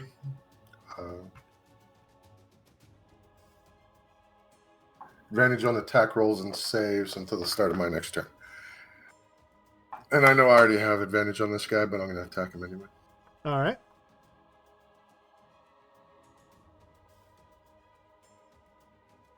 Yes, I will connect.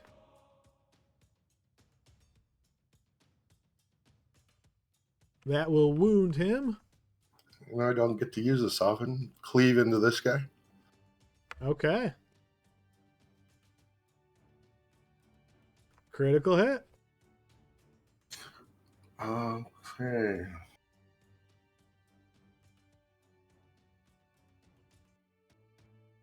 Okay, true crit.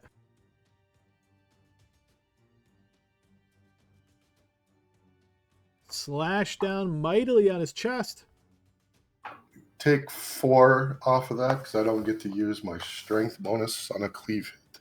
All right, added that back. And the second attack on the same guy. Okay. Yeah, 24 will hit. Wounding him again. Alrighty, this guy's turn. He is going to attack Caliban.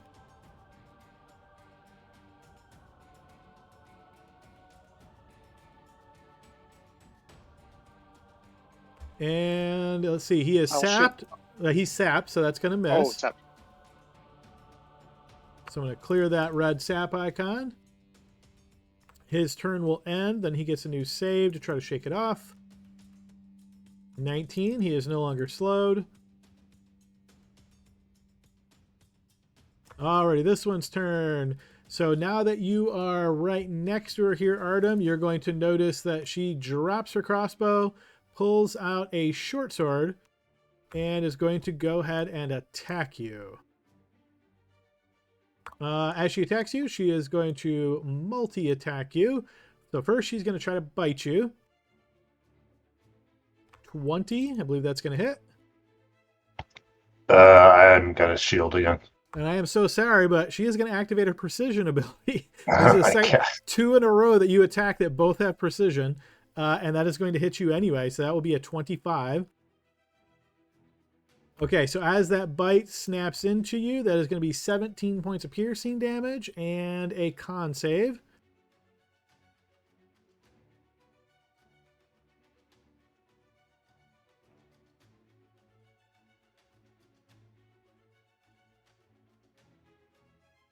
I'm sorry, my sheet crashed. No worries, not surprising at What? all. For this effect, I don't think it's going to make much of a difference. I'll just follow up with other attacks. When you get a chance, just go ahead and roll that. Here comes the... Okay. Do you have any... And that's just a flat 12, right? Unless it has to do with maintaining concentration or anything like that. Yeah. It does not. Well, Okay. but he gets a +5 because. Oh no, never mind. Artem's No, I'm out of Yep. that. All right, so that is going to be a failure. Okay, so... No, wait a adding- second. Did he have advantage on that with Glory's stuff? Oh, yeah, I do. You're right. Oh, yeah. I believe It's a saving so. throw.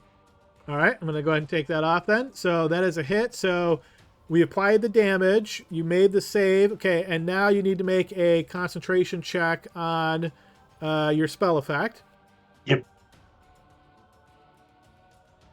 Okay, so you succeed that. And then on her second attack, she's going to stab you with the short sword. 26. Oh my God. Your AC is 23, so that is going to hit. That's going to deal 10 points of piercing. And then finally she tries to swipe at you with her claw. And that is going to critically hit. Yep. All right, that is a true crit. That is going to be 15 points of slashing damage. Okay, next up is Archgale. Okay. Gonna move 5 feet here. Oh my goodness, there's a lot more than you can see. I'm gonna do. You know what? It worked so well last time. Let's just do it again. Turn on Dead Channel Divinity. Okay, let's see. Now let me make sure I'm taking this into consideration. And I'm targeting all the enemies down here. So there should. I assume it would be silly if I could, but I assume I can't target the one that's already turned. So should be 5. Yes. Now, one of these has an ability that all ghouls within a range have advantage on turning. So all of these are making this check at advantage. Remind me what Okay. your DC is? 16. 16. Okay, so here comes 5 wisdom saves. Make sure I do this in order. Okay, so this guy will fail. Hey, that's a Bill roll right there. Good job. We're just going to nickname that one Bill. Every now and again, you never know. Here comes the 3 Imperials.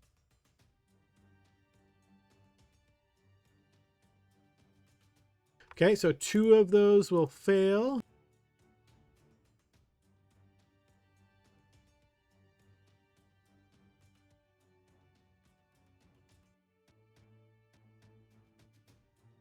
All right, those are marked. And then lastly, the Iron Ghoul. He will succeed. All right, I think that's Right, all and 5 of them. So Seer. that was your action.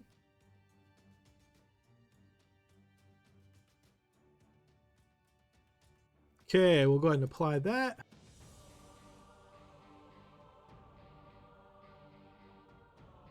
All right, that radiant energy burns into the undead creatures. All right. I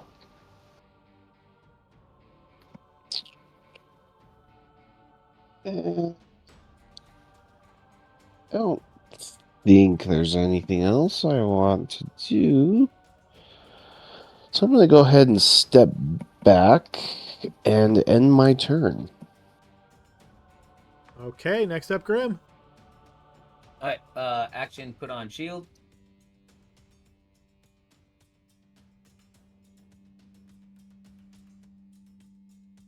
This guy looks scared. Can I move through our friends? I keep forgetting 2024. You can move through your allies, yes. 15, 20 to 25. All right, opportunity attack from the Iron Ghoul.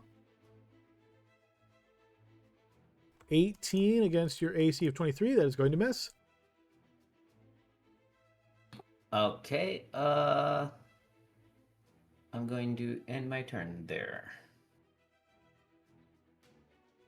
Alrighty, this one's turn. Gonna come around the corner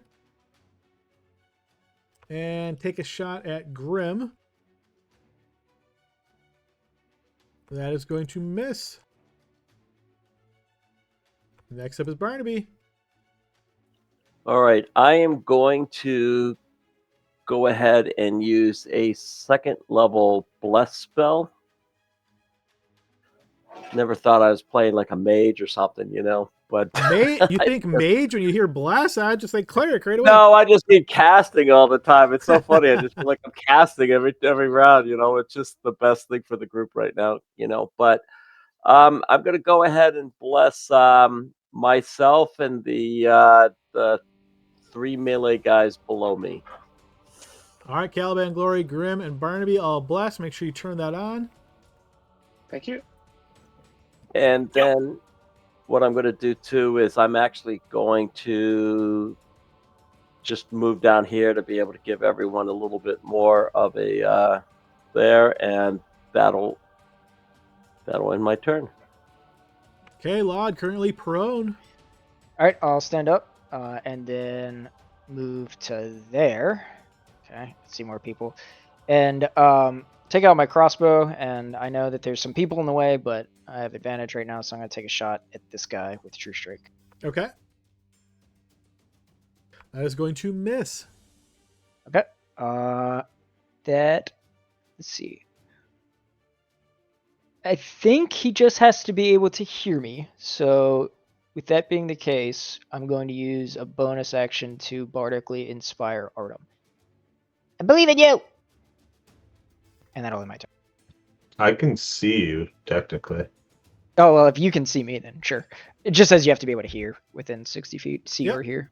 Yep, that'll work. And again, it's a little bit loose with that line, Artem, because the idea is if you're right up against the edge, you'd be able to see over. But where you're at, I don't know that you would be able to see Law there. For this ability, it doesn't matter, but just for your awareness in case you're doing something from up there.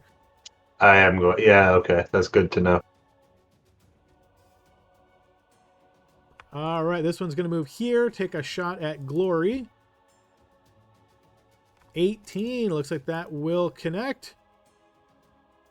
Okay, that's going to be 6 piercing plus a sneak attack. Another 4, so that's 10 piercing, cut down to 5 since you're raging. We'll move back to there. Alrighty, this one's turn. Gonna move. Grim or Glory, do you want to take opportunity attacks? No. Glory, did you say yeah? Okay, Yep, 24. and I'm that'll going to hit. halt him. I don't think you can do that on an opportunity attack. Isn't that what we figured out? I think I can only do it at an opportunity attack. Only on... oh, right. You can't do it on reactive strike. That's what we determined. So, okay. So he tries to leave this square. You hit him. Go ahead and post that damage, and then his speed is set to 0.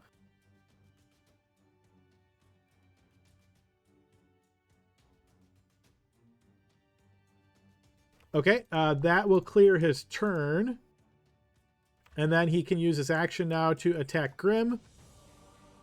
So he's going to do so. Glory, don't forget you have Bless, too. Those attacks will miss. All right, this guy's turn. He's going to go ahead and activate his steady aim ability, and he's going to attack Glory at advantage. 24 is going to hit. That's going to be 16 damage, cut in half because of rage. And then I will need... nope, I won't need anything from you on that one, Glory. And then he's going to follow up with a claw. 14, that is going to miss. All right, this guy's turn. He just saw... no, actually, he's going after Caliban. Caliban looks weak. So he's going to look at Caliban like he really wants to hit him. And then remember, he's turned and try to run. Caliban, Barnaby, opportunity attack? Nope. Nope. He's going to get to there. Okay, move to the top of the round, guys. We're halfway through our session already. That flew by. Let's go ahead and pause, take our 15-minute break there, and come back on the other side. Sounds good. All right. All right, everybody, we're back into the second half of our session. Team, let's get you back over. We're in the middle of a battle. Hey, Adam, when a creature is turned, do they get a saving throw at the end of their turn? Not to the turn effect, no. They do get it for other effects, but not to turn specifically. Okay. Yep. All right, we are at the top of the round. It is this guy's turn. He's got no special effects on him at the moment. Yeah, he is going to take his frustrations out on Caliban here. All right, so he is going to first attack with a bite.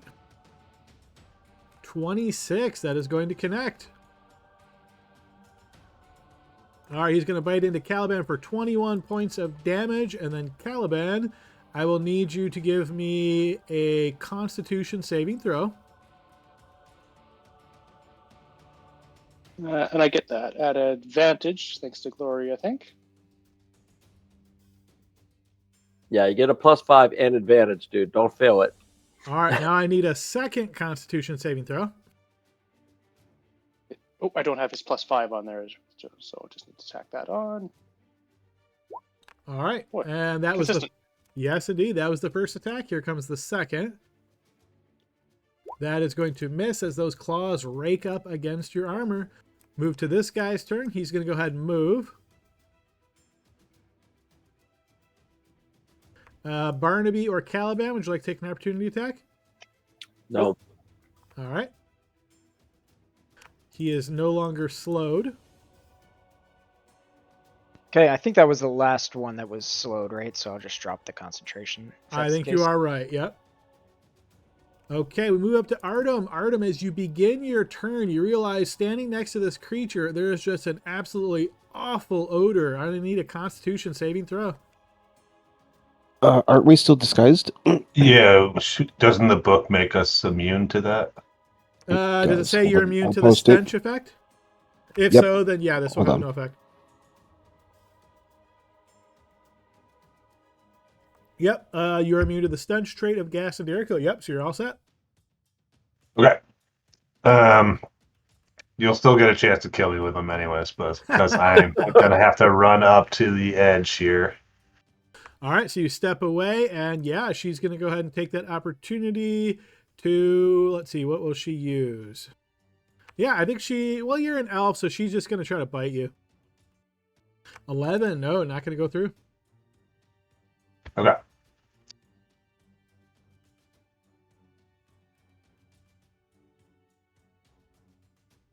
Okay, and from there, I am going to cast Steel Wind Strike, Okay.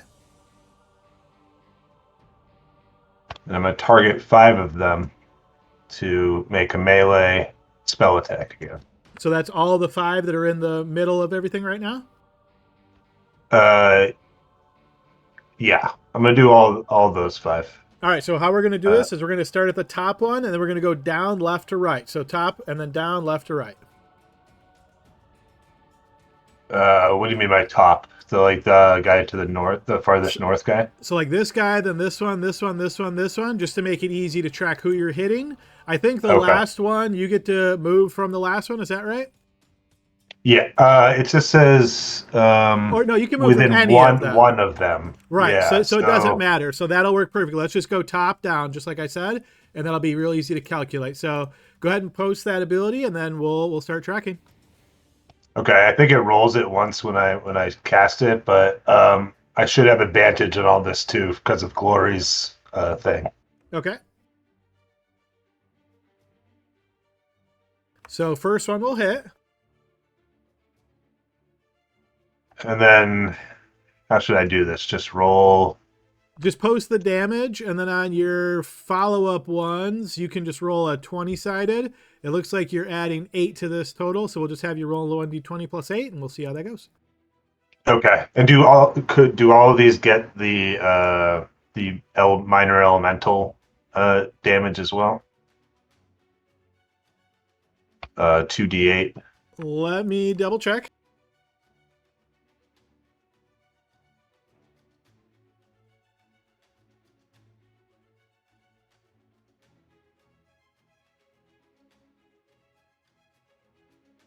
Yeah, it says any attack you make, so yeah, I would say so. Okay, we'll just make it acid. Okay, acid. So, let's see. So 44 damage the first one. Okay, that'll wound him. Okay, and now to roll this next one, should I just do it like this? Just I don't do want what- to take my spell slot. Yeah, just do slash roll 1d20 plus 8. You can roll it that way, and then if you hit, you could scroll up and still hit your damage button on the Steel Wind Strike, and that shouldn't take a slot, I don't think. Or just roll the 6d10, I think it is, separate. Okay. You have advantage, so you'll want to roll that twice, just in case you crit. Okay, so that will hit the Iron Ghoul.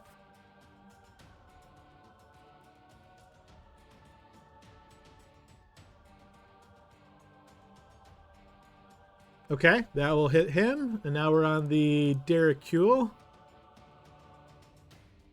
Oh, extra 4 to the Imperial, okay. Or, I'm sorry, extra 4 to the Iron. Let's see, next one. Okay, that's good enough to hit.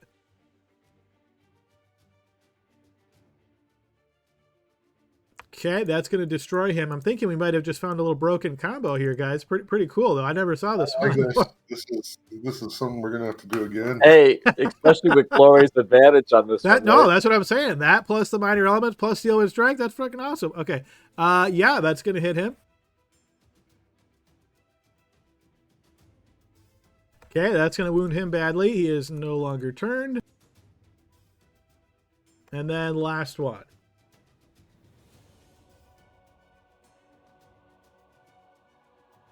That'll be a critical Crit. hit. I'm just going to say he's What? dead. Don't even bother rolling, because with 12d10 plus 48, I'm sure you got it. Oh, can I roll it just to? You can if you just want, roll but it. trust me, he only had 34 left. I'm sure you did more than that. Oh, Jesus. Plus 4d8, right? Yeah. Plus Yeah, he's dead. All right. And then feel free to teleport by the rules of that spell. So, I 100. can't move past the barrier, but I want to go right here. All right, that is where you appear. Remind me There not you to go. get on his bad side. I'm like, well, that was a tight spot, and that'll be the end of my turn. Okay, Caliban.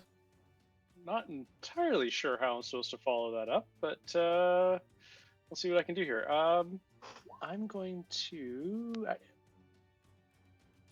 That's a wall over there. Okay. I move this. I'm just gonna shift over to here and attack the iron ghoul to the south. Okay. True strike the first one.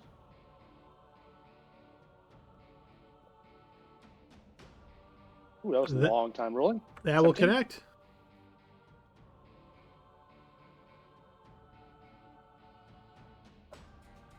Just 2 more regular attacks.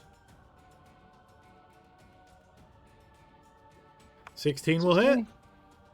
I'll sap him with that as well for 13 points and sap. Oops. Sorry, I rolled that one in normal. Oh, I'll take it though. Nice. I have advantage 32. Yeah, I wouldn't worry about rolling that at advantage. I don't think you can do much better than crit. Yeah, I don't think I need it. Yeah, exactly. Okay, let me just roll the critical hit. All right, Schweitzman now, and then he rolls and it loses 1d6 at the start of his next turn. All right, let's go ahead and see that.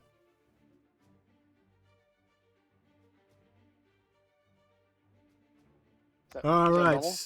Yep, that is correct. 16 damage.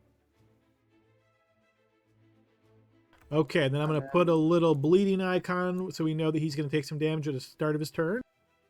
Okay, and then bonus action second win because I am banged up a little bit. And roll for some hit points, but I can do that off turn. Alrighty, sounds good. That'll get us to Glory's turn. All the advantage part ends now. Glory, your turn. Okay, I'm gonna attack recklessly on that guy. Sure, the guy next to you? No, the iron. Oh, sorry, I missed that ping. All right, yeah, feel free. 22 will connect.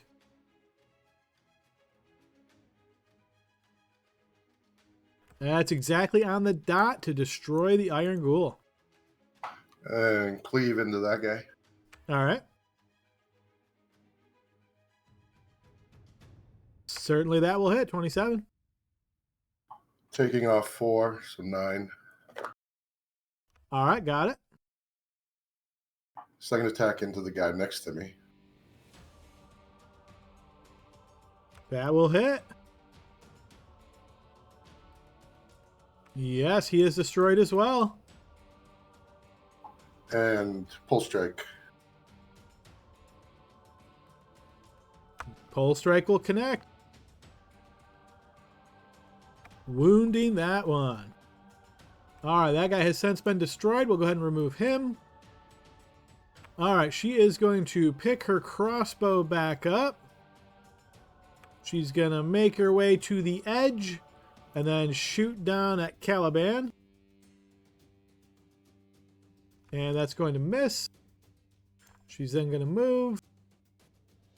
All right, Archgale.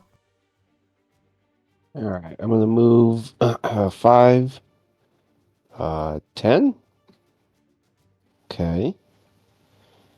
Let's go ahead and go 15,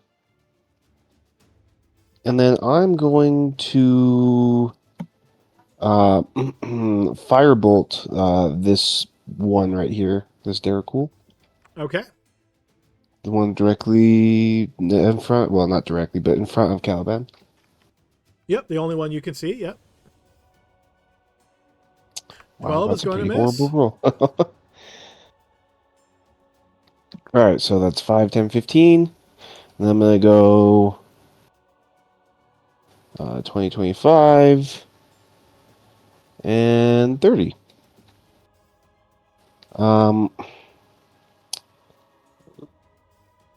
That's okay for now.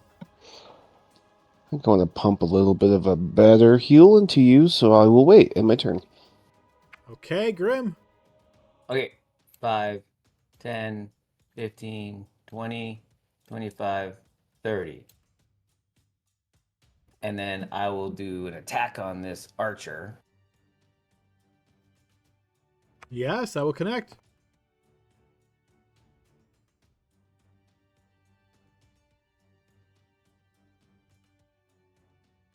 You slash and wound her.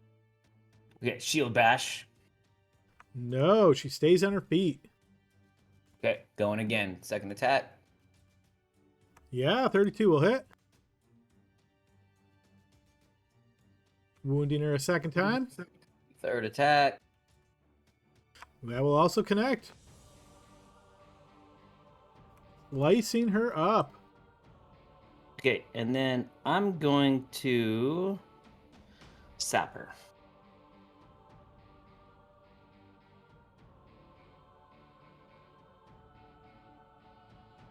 Alrighty, this one's turn. She's going to make her way out to here, and she's going to go ahead and take a shot at Glory. But that will not connect as she backs away. Alright, Barnaby. All right, I'm going to come here, see if I can kill this guy here.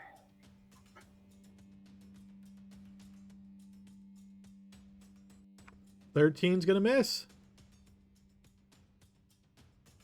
Holy smokes. How did I do that? 1d4, 15, 16. Adam, there's something. You rolled a 2. A 2 plus 5, 4, and 1 is still 13. I looked at it. It looked like a 10. So I was like, okay, never mind. I didn't see the 2. 31 will hit, however. Yeah, that's going to be enough to drop that Imperial Ghoul. Okay, that's 15. And then I'm going to go. And that'll be my turn. Alrighty, Laud. All right, 5, 10, 15, 20. Can I get into this space? Yes. Okay, so I'll stand here, and then at the second level, I'm going to cast Cure Wounds on Artem. Oh, thank you. There's one up there on the ledge to the west. Oh, we'll get him. And then I'll move 5 more feet over there and end my turn. All right, she's going to dance around you here, Grim, and move to here if you'd like to take an opportunity attack. Yeah, that'll connect. That will wound her. She is then going to try to take down Artem. So she'll take her first attack at disadvantage. She's going to stab out with her short sword. 24, that's going to hit. For 8 points of piercing. She will follow that up, no longer at disadvantage. Now attack with a bite. 22, I think that's going to hit. I'm going to react to that with Cutting Words. On the attack roll? To try to make her miss. Okay, go ahead and roll your die.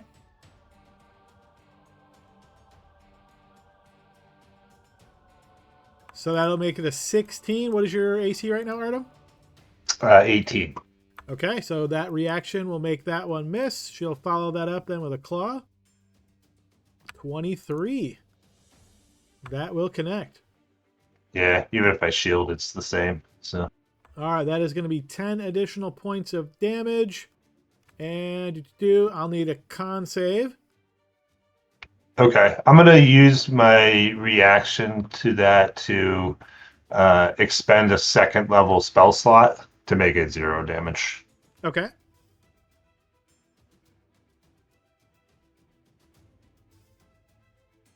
Okay.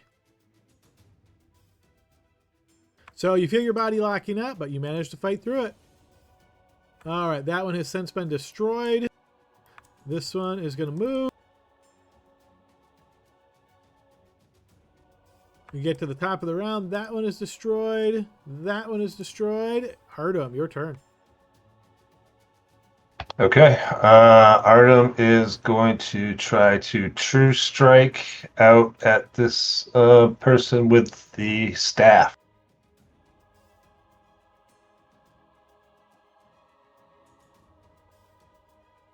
Yes, I will connect. Oh, yeah, it's just 18 though, right? All right. Okay. All right, you smash into her, wounding her.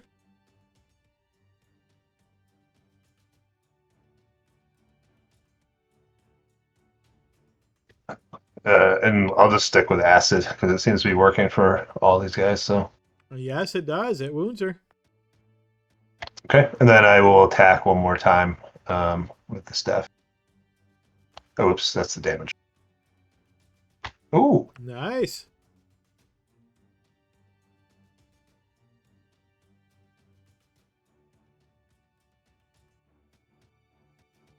Okay, so just post your damage regularly. We'll calculate your max, add that together, and then you also knock her prone if she's still alive.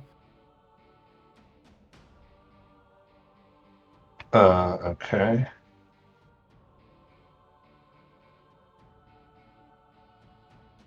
Okay, so your maximum damage is going to be 6. We'll add that on top of that for 19. Plus the 2d8. That's a crit, so that gets doubled as well. So you can roll another 2d8.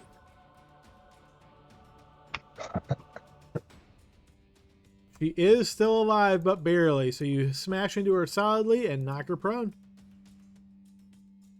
Okay. Yeah, that's the end of my turn. I will. Yeah, she's prone, but I don't want to take an off attack, so that's the end of my turn. Alrighty, Caliban. How high up was that ledge that the chick just shot me from? It's about 12, 13 feet above your head. Okay. I'm gonna bonus action cast jump on myself. Okay. And then you're just trying to jump up and land right on top of the ledge? Exactly.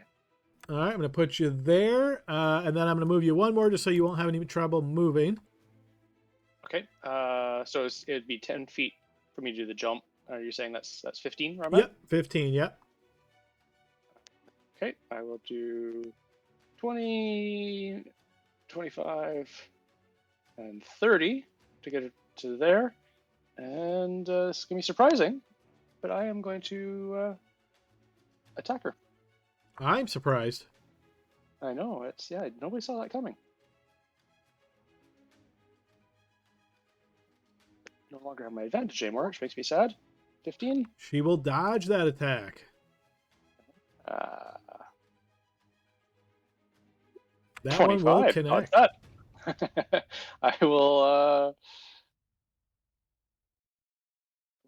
Is it thinking about it? I might have to do a refresh here. I think my damage button broke. Okay.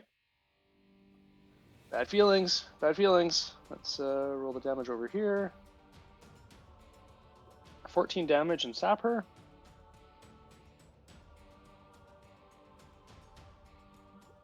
25. Yes, that will hit. 11. All right, you managed to slice into her twice, wounding her. Move to glory. Okay, I'm going to move south to there. I'm going to attack this one recklessly. Foregoing advantage with brutal strike. And sorry, I was looking, which one are we striking, south or west? Or actually, never mind. You only have a 10-foot reach. All right, I got it.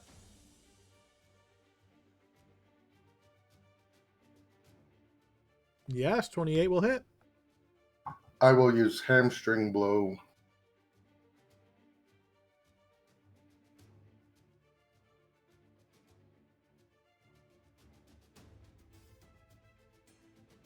What's the extra D10 for? The brutal strike. Brutal strike. All right. So All I right. get to add an extra D10 and it's hamstrung, so speed is reduced. Okay. It's like an attack. Yeah, that'll hit.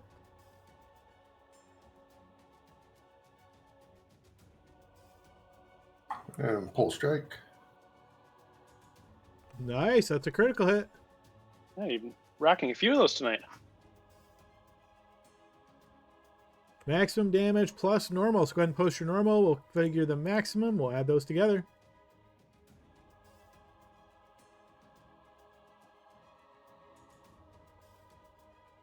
All right, so your max would be another 4 on top of that, so 9 points of damage. Alrighty, we move over to here. Let's see, she's going to go ahead and move like this. And then she's going to drop her crossbow and draw her sword as she attacks you 3 times, Caliban. First will be the sword at disadvantage because of sap. That will miss. She'll then try to bite. 24, that is going to hit. That I will shield. She will activate her precision ability to break your shield. Fair enough, fair enough. And that is going to deal 18 points of piercing damage. And I will need a Constitution saving throw.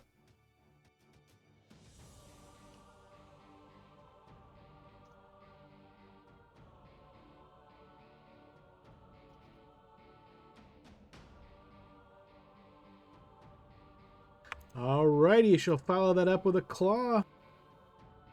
21. Your AC is 25 right now, correct? That's right. All right, so that will hit up against the arcane barrier. We'll move over to Archgale. Okay. We'll move 5, 10, 15, 20 to there.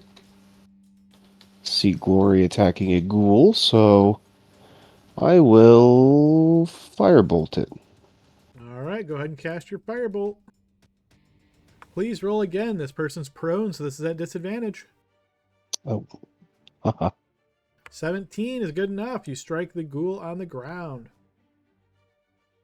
18, that's going to do enough damage to burn it to a crisp. Nice. All right. I will end my turn there. Alrighty, Grim. Okay, 5 feet. Attack this lady. Yep, that will hit, and she is destroyed. 15, 20. Where am I going? Up on the ledge. There's another one. To the west. Okay, 20, 25, 30. I do see stairs here. Yes, they lead up there. Okay.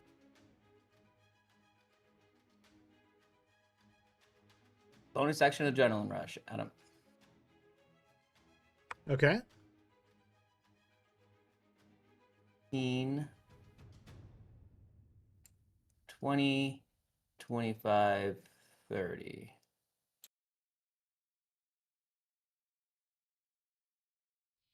Alrighty, got her. Her turn.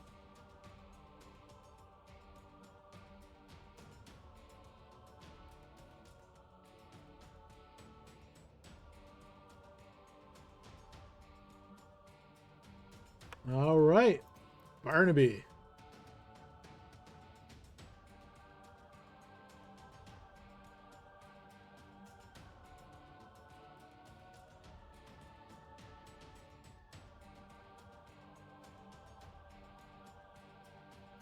All right, I am going to ready in action. If I see an enemy, I will blast it.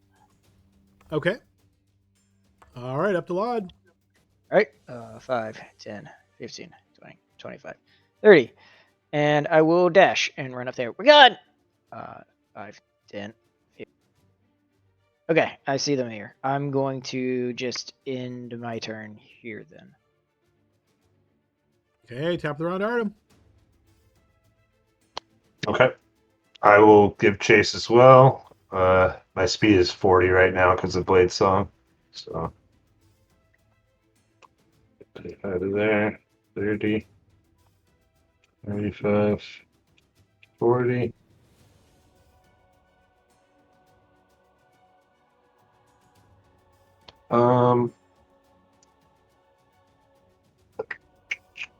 I am going to cast a spell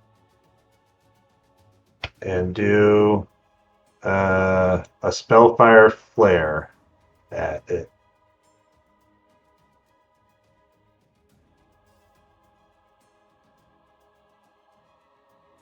That will miss.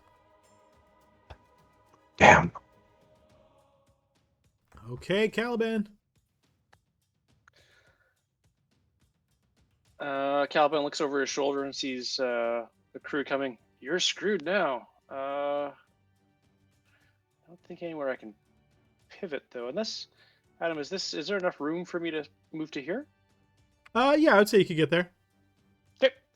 Yeah. So just the typical true strike to begin with. 31, that'll certainly hit. 2 more.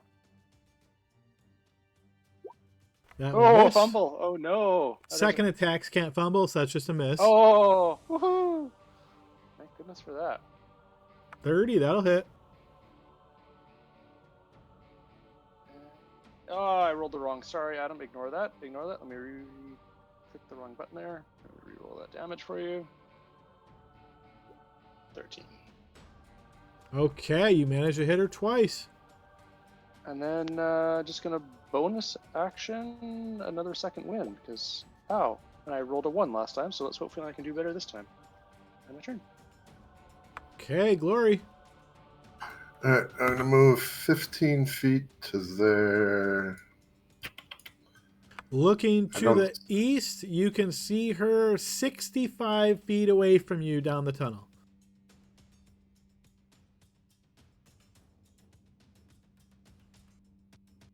I would like to use my action to study the ground to see if this is. Do I see just her tracks or multiple tracks? I guess. This is a stone ground, so you don't really see any tracks. Are you looking for traps, or give me an idea what you're looking for? Is it just the tracks? I assume she's running back to tell whatever group that she came from. I want to know if I should expect them this way or... Okay. I assume that there's probably multiple ways, but I just want to know if this is a used, I guess, traffic Sure. area. So throw me a survey. You're basically trying to gauge how much traffic is in this area. Yep, so survival. Yeah.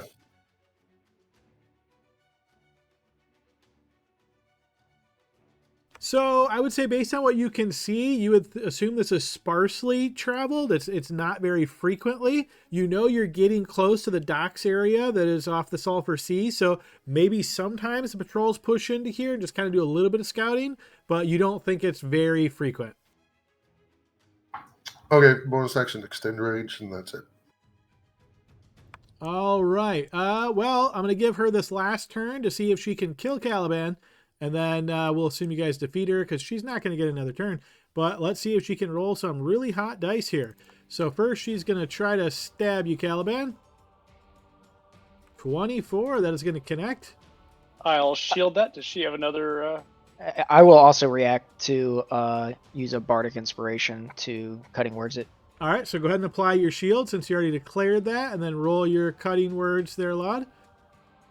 Okay, so that will certainly miss. She will follow that up with a bite.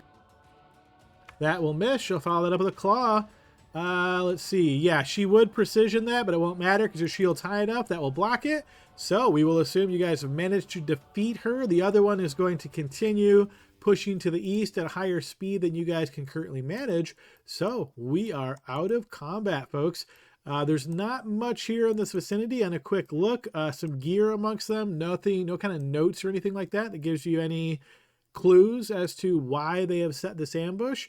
But again, as you're getting closer to Vandicule, you suspect maybe that's why. Hard to say for sure. I'm going to go ahead and move you guys back over to our Imperium map.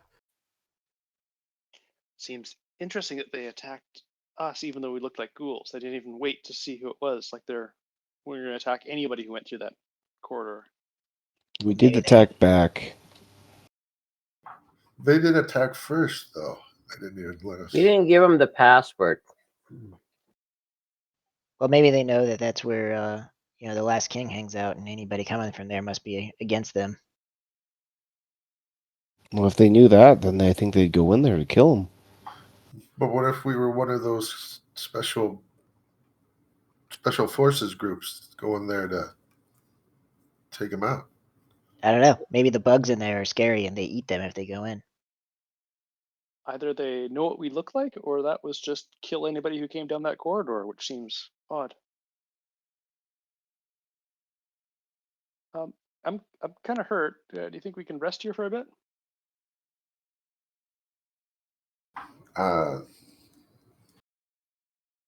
No. Close to the docks, and we could expect more. One did get away. We should move, I guess. We should keep moving. They can heal you. How much? What do you need? I feel about half of my normal self. Okay. I'll pat you on the back and cast Cure Wounds at the 3rd level. And I will let you know how much that is.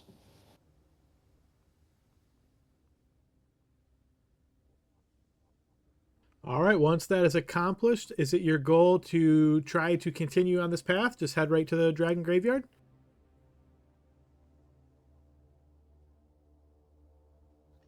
I think so. Yeah. Name. I mean, hopefully there's a way to rest in between here and there, but that's the goal. Do you need help as well? I'll save you guys some time here. I already rolled these rolls in advance, so you guys are going to spend another 2 days traveling these cavern tunnels before you make your way to the Dragon Graveyard. As you pass the docks area, you're passing by that area, you do notice that there are some Derricule at a distance, more at the docks themselves. If they see you at all, kind of looking in your direction, it's hard to say whether they're looking at you or not. They don't seem to be concerned or drawn any attention like that. So disguised as Derricule, you guys are able to pass by there uneventfully. So continue along this path, and eventually, after a couple of days of resting, you realize, based on the information that Narrowsane provided you, you're starting to get close to the Dragon Graveyard. All right. We're getting close, guys. Yeah, now Long one resting? thing I've been... Yes, you guys would have applied 2 long rests there. However, there's something that I've been tracking here. So, let's see. Yes, let's see. Glory and Archgale, I need both of you guys to give me Constitution saving throws. Yeah, my thing just crashed, but I will do so. I would have had mine crash at that time too. That's a good call. If that fails, I'll use inspiration. That does fail. Oh, whoops. Wrong thing.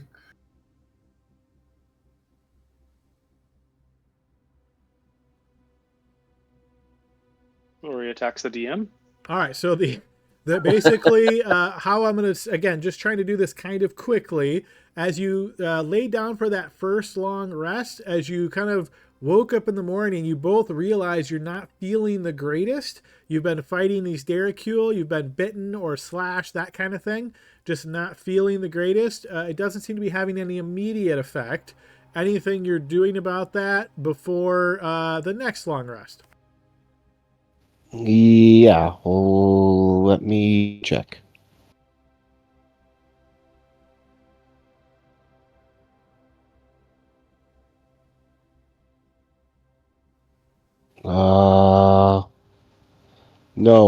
No, I'm not, because I don't have anything to cure that. I don't think. Let me double check. I mean, if they would explain this to me, like right before they're going to sleep, I would cast Dispel Magic on one of them and see if anything happens. But I doubt it. It sounds like a disease or something. Doesn't seem to have any effect. Okay. I don't think I have anything for diseases. That's very bizarre. Barnaby, do you?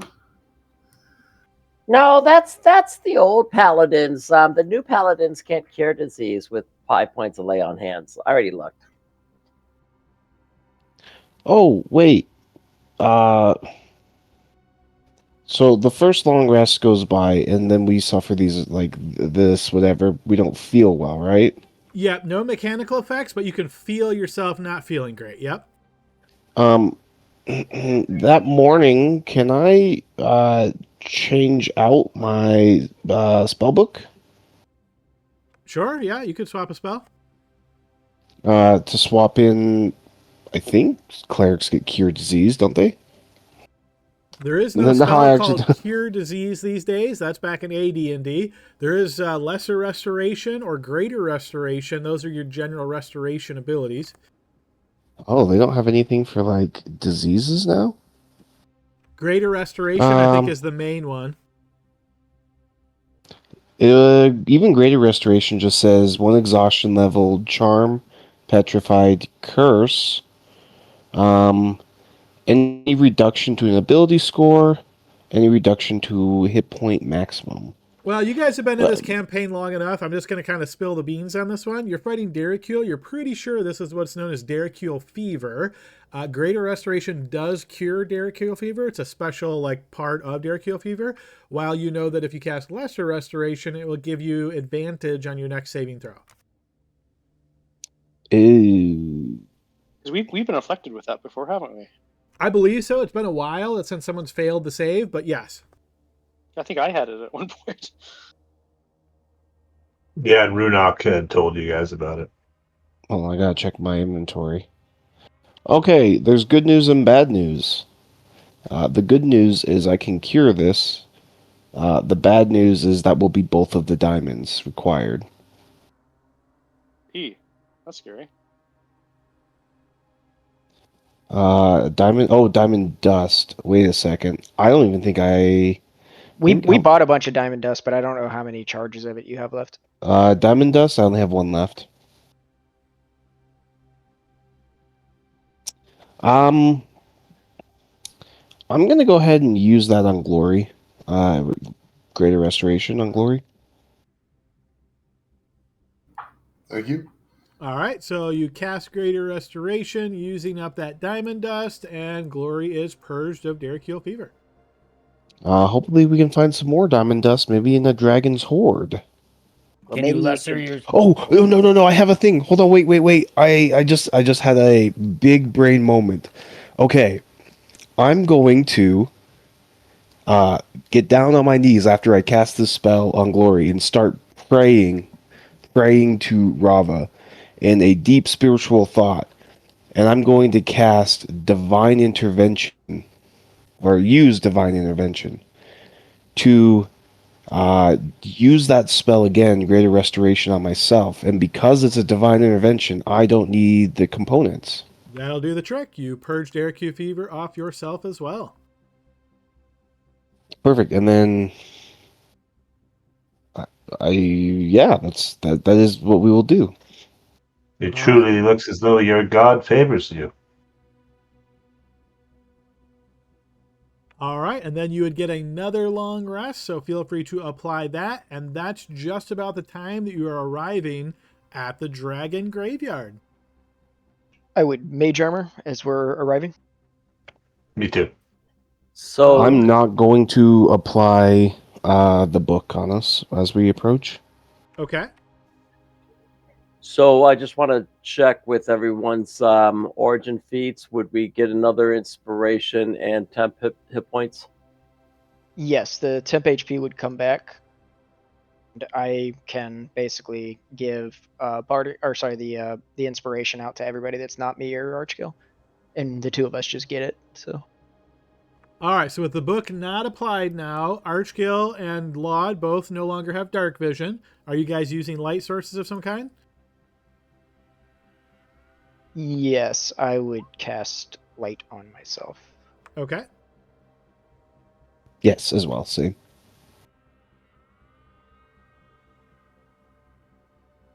All right, just getting the token set up with the light spell real quick. My character sheet just crashed in case anybody else is doing the same thing. I am also going to don my shield, though. All right, yeah, there's no time pressures here, so I'm assuming as you guys are walking into what you presume is a dragon graveyard, you're fully, prepared and sort of battle ready kind of deal. This is going to be a very cramped space. I'm just going to, put that out there right off the bat. So when you first enter here, you notice these quarters are very tight. You're all going to be sharing a single space, and then you'll be able to move from there.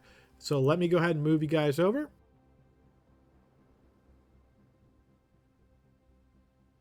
Alrighty, so as you're entering this part of the dragon graveyard, you notice these rock tunnels very, very tight. So those of you that are on the smaller side, like Barnaby, no real issues navigating this area. The rest of you, while there's no mechanical penalties, you are finding yourself, pretty claustrophobic in here. If that's any concern to you, it is pretty tight going. In this immediate area, you notice that, there's enough space, but you're getting the feeling that there's going to be areas here just, looking around you that are even tighter than what you see right now. Well, this space is crammed. What kind of a dragon would live in a place like this? I don't know, maybe one that doesn't want people to come in. Maybe he's got another way in. Maybe this is the back way. Can you describe the structure of this? Like, is it like stone, obviously? It is stone, yes. It looks very tightly carved stone. It's hard to say as you look at it whether this is by someone's hand or, much like the underworld, is carved by a lot of like bugs and tunneler type creatures. It might be something along those lines. But yes, it's very much stonework. The ground is very like spiky, and in fact, as you start moving around, you realize this whole area is difficult terrain. So out of combat, not really much of an effect, but you realize that if you get into combat here, you're going to all be moving at difficult terrain speed. What are these like circle things on the ground? Anything that we could look at? Yeah, it kind of looks like mushrooms growing here. You notice that they are very deep, dark color. As you kind of get your light source a little bit closer to them, you see they kind of reflect a little bit of the shine of the light. But other than that, yeah, they just look like mushroom growth. And how tall are like the ceilings and stuff? Because like I'm kind of looking out for like things that might ambush us from the top. It is very tight here. The ceiling, it kind of varies, but no more than 10 feet at the very highest. More likely in certain areas here, it's even less than that. Okay. It's a tiny dragon. Should be easy.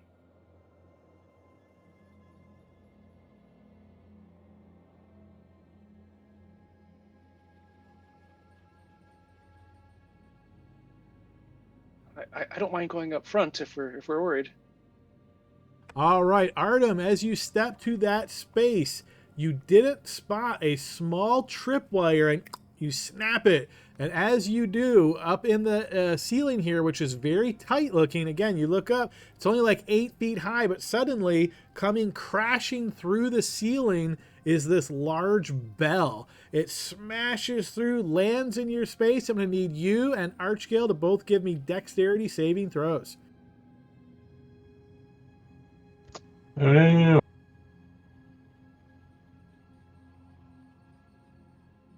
Okay, Artem will succeed. Archgale will fail.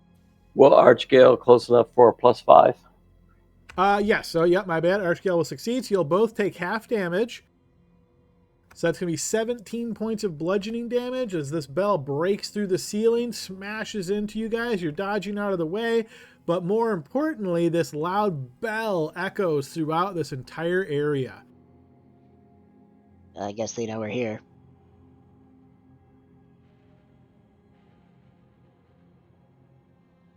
Apologies, I did not see the wire. Would that sound like a dinner bell to anybody else? Yeah. Maybe. Can we like take a look at the trap and try to figure out like maybe what made that? What do you mean by what made that? Well, it was a tripwire, right? So It was a like, tripwire, yep. trying to figure out like how it was constructed to maybe figure out like what kind of creatures are down here, because dragons typically, at least from what I understand, wouldn't be able to do that. I don't know if their dexterity is good enough. Maybe I'm wrong, because like maybe they can transform into like a person or something. But Oh, okay. So you're trying to determine the origin of the trap maker. yes. Gotcha. Okay, yeah, that's interesting. How about a history check? Okay.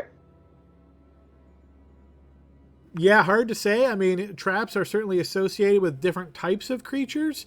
Like when you first think of some that come to mind, I would say you know that some goblins are really nefarious at good at making traps. Something like kobolds might come to mind. Sometimes they're known for making traps. So some of the smaller creatures like that, underworld, you're not quite sure, but you knew the Darrow had used some traps, so it could be them. But yeah, pinpointed specifically which one, you're not really sure. Yeah, Glory. Seeing that trap go off, I'd like to search my area for traps, specifically this one in front of me. Yep, so that'll do like essentially a 2x2 square. So I got that. I see where you're pinging. Feel free to throw me an investigation check. You search for traps in this area, but you don't see any. Adam, would it be possible, I know it's a long shot, but to make a history check to see if I've ever heard of this Gondicap dragon? Even if you had, I don't think there's anything more you'd learned other than what Narrowsane told you. Is something specific you're trying to determine? Just like what their past exploits were, if they like took out some people or did like took out a large group of people or anything like that. So I will say no check needed here. Yeah, you're not going to learn more than what Narrowsane provided you. You do know, based on what Narrowsane explained, that the ghouls came in here and killed Gondicap's parents, and then Gondicap came back here and basically regrew the horde, like collecting treasure once again, and he really hates ghouls. So, yeah, you don't think he's probably known at all on the surface. He's just like a local threat at this point. Okay. Maybe we should just call out to let him know that we're not ghouls. We come in peace. Let him know we're ghoul hunters. Yeah, maybe. I mean, he might not be the only one in here though, because like I don't think these traps are made by him. Maybe something small that can fit through here. All right, and as you guys are looking around again, I just want to make sure, since this was specifically asked, you realize now that this area that you're in, the immediate tunnel and the first row where we see Grim, Glory, and Artem, this is clearly a fake ceiling that has been constructed to obscure the presence of the bells. You can see that continues to your north, east, and west, but like Artem, directly to your northwest, you realize once you move one square there, the ceiling is actually 20 feet tall. So this whole area right here has a fake ceiling. Okay. So I can just step over here and I'm you out could of it. squeeze through there, and then you would not be under the fake ceiling. But right now, your fake ceiling's been broke because the bell smashed down on you, so it's already broken for you. If you want, I can go first. There's probably more. I would move out from underneath there. Yeah, I was gonna ask, can we see if there's any more to this fake ceiling, or is it just like the one square that kind of fell? If you're asking Trying to where see, the like, fake there's, like- ceiling is, the fake ceiling takes up, let me make sure I'm not hiding this. The fake ceiling basically goes from like this, as best you can tell. Like just looking, it seems like it's about there. And once you're outside of there, the ceiling goes to the 20-foot height. Okay, yeah, I'm just asking because if there's like a zone basically to try to avoid like triggering more traps, if like we could see that kind of a thing. So this trap was a tripwire on the ground. So much like Glory did, you can search an area 10 by 10 if you wish to search for traps. Glory didn't find any when he searched. Okay. I don't know exactly where you searched, so I'll just keep walking with the group. Just kind of keep an eye out. I think we just follow Artem, I guess. There's a lot of tunnels here. Caliban's gonna stop here because this square here, he wants to do seems like another good spot to search. Sure. So you're searching for traps. Yeah. Go ahead and throw an investigation check.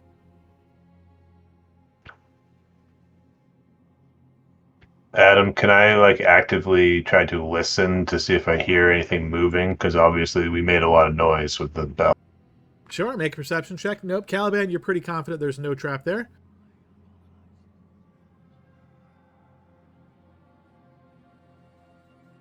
You don't hear the sound of moving, but you do hear the sound of very, almost like intentionally trying to keep it quiet, breath. Like inhalation of breath, exhalation, but trying to be quiet. Okay. I can hear its breathing. Does it sound like a big creature or a small creature? I don't know. There's a lot of tunnels here. Take one more step. See if I can peer around. So Adam was gonna try to. Yeah, I'll move to here, but I want to look. Caliban, as you step into that space that you were confident was a trap, but then realized there wasn't, there actually is a trap there. In fact, I knew there was a trap there. I knew it. This is what's known as a flash bomb trap. So, as you step here, a nigh invisible rune suddenly manifests into a golden sphere that explodes. As it explodes, everything within 20 feet of you. So this is going to go all the way to Barnaby. So Artem, Caliban, and Barnaby, all of you guys will be affected by this. I'll need dexterity saving throws from y'all.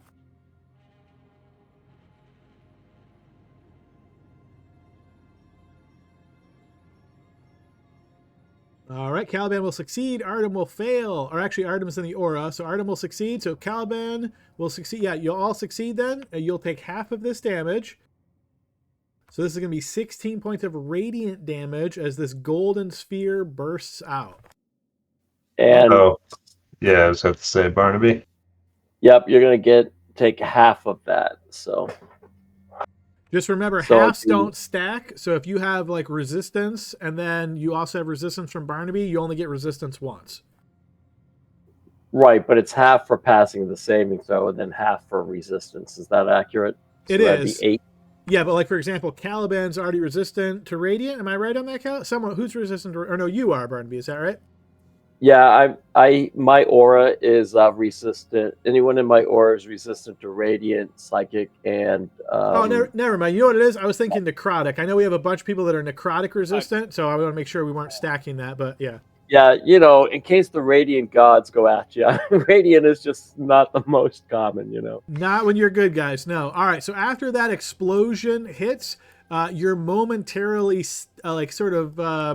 surprised there, Caliban, as this bursts out. You do manage to avoid the worst of this, but the moment you start blinking to get your vision back, you're noticing movement now on the ceiling as this large creature somehow narrowly moving through these tunnels. It seems shocking that it is able to do this based on its size, but it's moving right towards you. I'm going to go ahead and put you guys into initiative.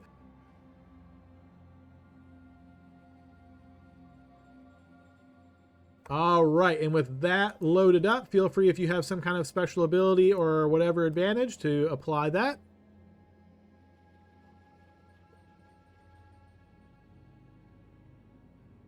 All right, if there's no other initiative things for players. I would like to trade. All right, who would you like to offer to? Grim. Grim, would you like to take that? Yeah. All right, feel free to change your initiatives.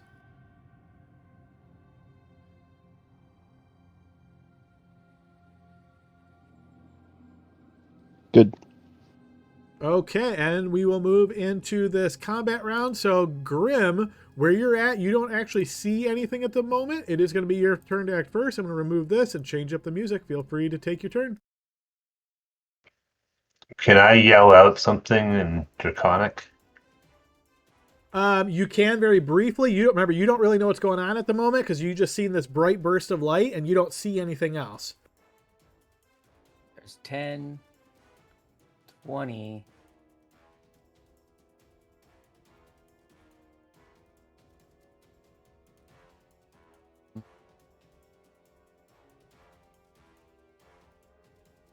Use an action to search the square to my north east for a tripwire.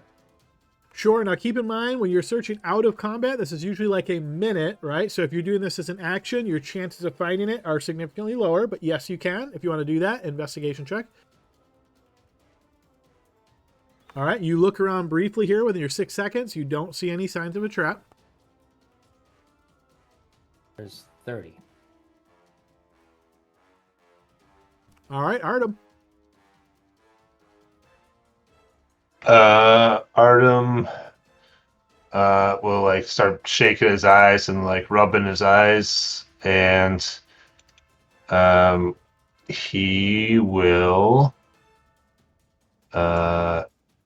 cast Spider Climb on himself. Okay.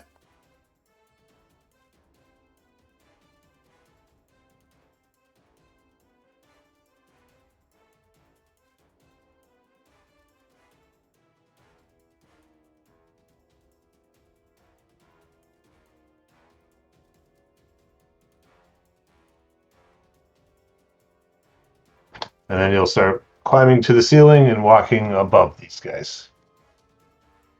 Okay. Yeah. Remember the ceiling is 20 feet high.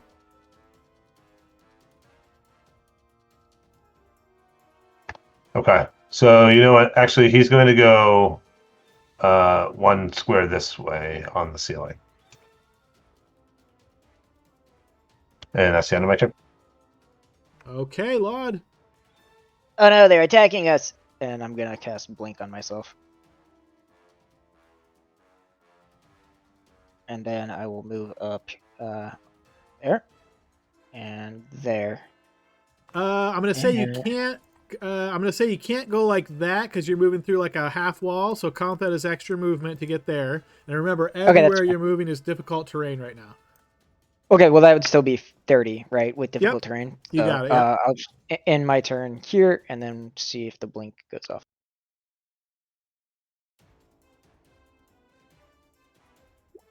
It does. All right, you are blinked out. All right, so Caliban, you saw this movement to your northeast. As you begin to react, you look that way again, and you're not even sure where it's at. What was this thing? You saw it moving. It was stuck to the ceiling, and you cannot pick it out right now based on your passive perception. Grim, it was up there. I saw it. It moved quick. I can't see it now, though. Well, see if you focus. He will move. Just gonna move to here. And I will take the dodge action. Okay. Actually, is that a bonus action or an action? Dodge is an action. Blade Ward is also an action. What should I do? I'll do the dodge. I said I'd do dodge. I won't retcon that. On my turn. All right, before Archgale's turn, I always have to double check this. I think dodge only applies if you can see them. Yes. All right. I know that because I've been attacked so many times by the evil DM. That sounds right. Yeah. So, Caliban, based on your passive perception, you don't see this creature. So I'm just going to do a quick double check. I'm pretty sure that's what it was, but sometimes I mess up 2014 and 2024, so I just want to take that in consideration. Yes, if you can see the attacker. I was pretty sure. Okay. All right. So you don't see anything, but suddenly this hawking loogie of spit comes flying at you. 23. That is going to hit. All right. Can I? Sorry. Yeah. I guess I couldn't take a reaction because I don't see it coming, do I? It depends on the reaction. If the reaction says you have to be able to see it, then no. That's a good question. I don't know. Let's Oops, let's see what it says. Does not. When you're hit by an attack roll. Okay, yep, let me shield that, please. All right, now you're never going to believe this, but this creature also has precision. This is the third one in a row because That's good, that's fair. yeah, That's so fair. this creature is going to burn its precision to make that a 28. That is going to hit. Oh, Okay, so What? once that connects, it doesn't do any damage. However, I need you to make... so first of all, you are poisoned without any save. And then on top of that, I need you to make a Constitution saving throw.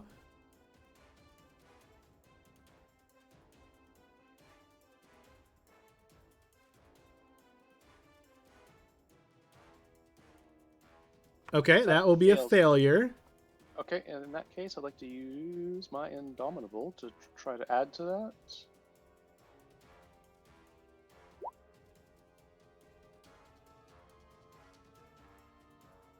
You can re-roll it with a bonus equal to your... Okay, go ahead and re-roll.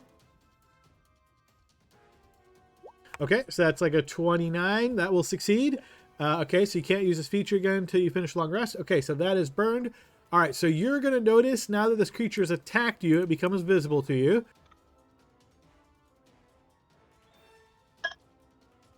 So what you notice is this large reptilian creature that looks like it is made out of stone effortlessly blending into the ceiling here. After it spits you and hits you, you notice it moves very rapidly, crawling along the ceiling in this really strange looking fashion, and its body seems to get super narrow as it's going through these tunnels.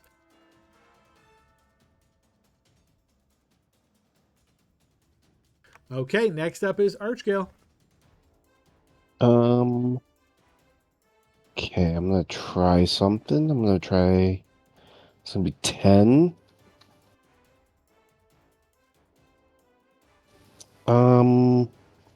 I presume like the allies I see are the allies I see.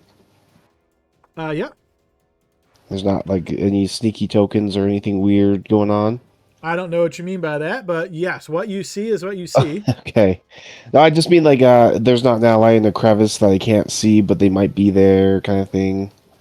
I still don't know what you mean by that. You can see 3 people. That's what I'll tell you. Okay. Okay, perfect. Thank you. Well, you can't see me right now if you're. Oh, right. No, I can see you. Yeah, he's actually blinked away, though. That's a good clarification. He blinked away. Oh, I can't. Okay. Well, that's gonna make all of this really worth. So what you can't see. Yeah, so I actually can't. All right. I'm going to go another 10. Oh, well, that's much better. Okay. I don't hate this. This is going to... Get off me. You'll thank me later. Let me just do a quick measurement here. 50. All right, perfect. So I'm going to go ahead and cast Beacon of Hope. And this is a concentration.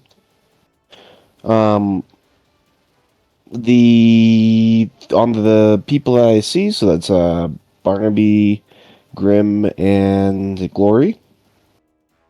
If you want to put like a little marker on them, it just means anytime I heal them, they get the maximum amount of HP.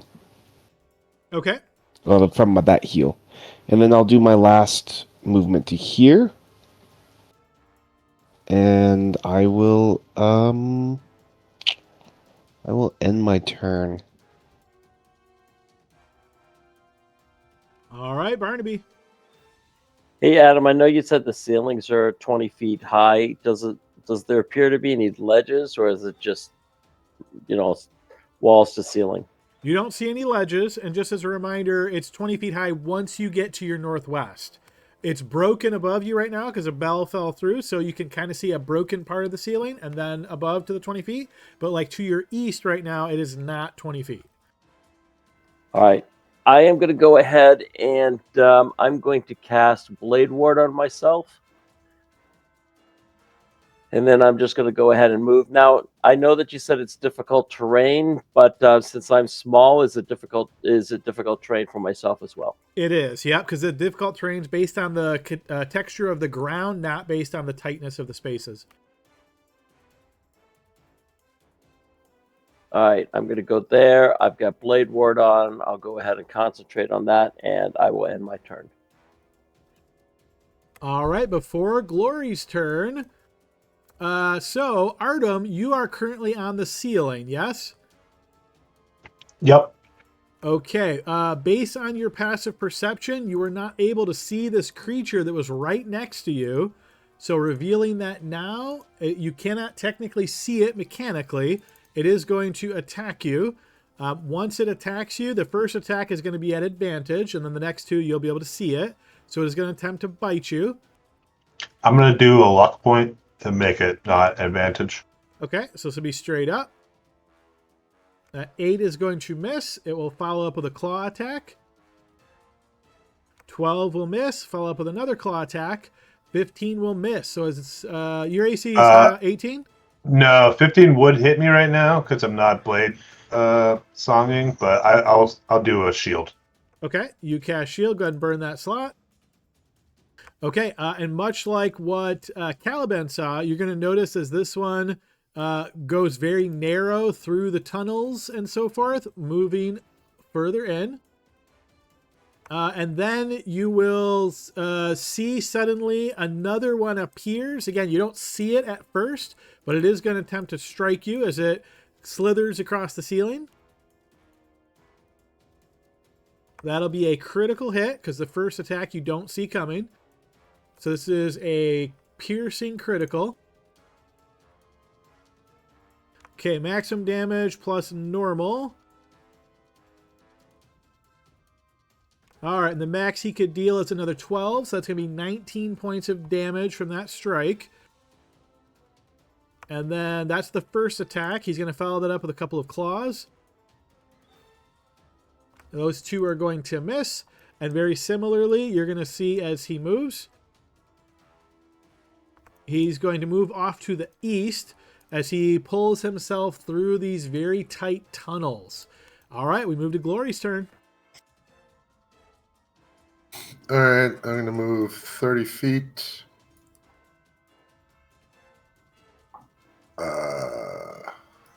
Dodge, and end my turn. All right, let's try to get through one more round. I know we're close to the end of our session here, but yeah, Grim, go ahead.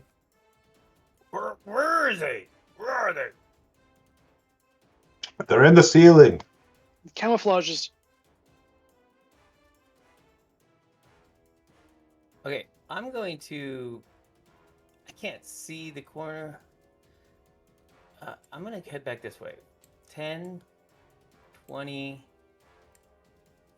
30. And those green pluses are the reminder that I'm under Beacon of Hope. All right. I am going to. God, I'd be able to see him. Maybe 15's enough. Maybe. I'm going to take a dodge action. Okay, Artem.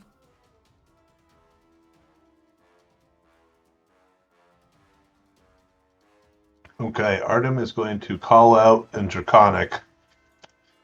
We are here to parley.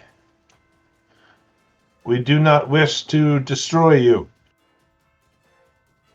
We are here as friends. Give me a persuasion check at disadvantage, since you just implied you could destroy the almighty draconic forces. They don't take too kindly to that.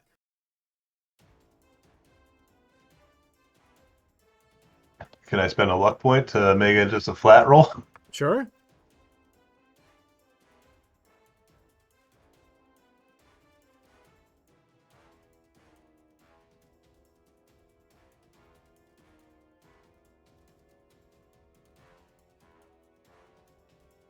In a deep rumbling response, you hear, "We will do the great honor of eating you last."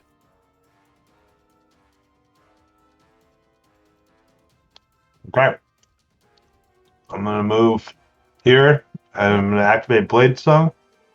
Yeah, let me do a quick double check on something here. Yeah, so I think what you were thinking when you went spider climb that you wouldn't be difficult terrain. I was just double checking because I thought that might actually work, but it doesn't say anything about that. It says anybody in here, it's difficult terrain for moving around. So I think based on the description, okay. it says it's because stalagmite and stalactite filled cavern. So even though you're on the ceiling, obviously that has other advantages, but it still would be difficult terrain. Gotcha. Okay. Yeah, I was sort of not doing that. Okay. That would be my natural thought as well, honestly, like just the floor. But that's why I wanted to quickly reread it. Yeah, unfortunately, it is going to get you. Okay. So I will go to here, and with the blade song, I'll be able to climb down actually, because I'm going to climb down, and I'm going to cast Greater Invisibility. Okay. So that drops spider climb, right? Because those are both. Yep. Okay. All right. And that's the end of my turn. Okay, we'll move over to Laud. Laud, where are you popping back in? Right here, I guess. Okay. All right, Laud, probably as can't. you pop back in there, you immediately set off a trap as this huge bell breaks through the ceiling and slams down on you and Grim. Dexterity saving throw from both of you. Oops. All right, Laud will succeed. Grim will fail. Heroic inspiration. Grim will fail again. All right, Grim, you'll take full damage and you are knocked prone. Okay, 17 damage to Grim, 8 damage to Laud. Grim gets knocked prone as the bell smashes into him. Please continue your turn there, Laud. Okay. So I haven't moved yet, so it'd be 10 there, and then. Whoops, sorry, I had locked tokens, so go. Feel free. All right, so trying to get to that spot for 20. Okay. Okay, I can't see anything at all here, so not a lot I can do. I guess I'm just gonna cast Blade Ward on myself for now, Okay. and we'll see if I'll end my turn and we'll see if I blink. Okay, Caliban, you are poisoned. I do not. Oh, that was disgusting. He's gonna move. I'm assuming that passageway to the north there is just too tight for me to squeeze through. I can see through it, but I can't move through it. Call it double difficult terrain, so 4 spaces of movement if you want to try to go through there. Sure. So it's 10. So this would be 30 if you want to go into the 30 wedge. to Yeah. there. Trying to squeeze through. Yeah, and he will. I think he's gonna do. As you get to there, Caliban, you're looking to the north. Let me just quickly double check your vision. I could see an edge of something there, but I couldn't see anything else. Okay, so you're going to notice to your north there, that pile of stuff on the ground. It looks to be a massive pile of gold coins.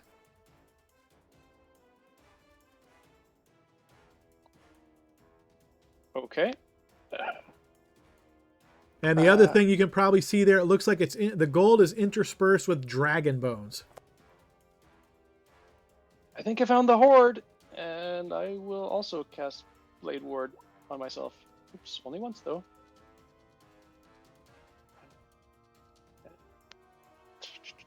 Yeah, I will end my turn. All right, we move to this guy's turn. He's going to get to the edge here. He is going to spit at you once again, Caliban.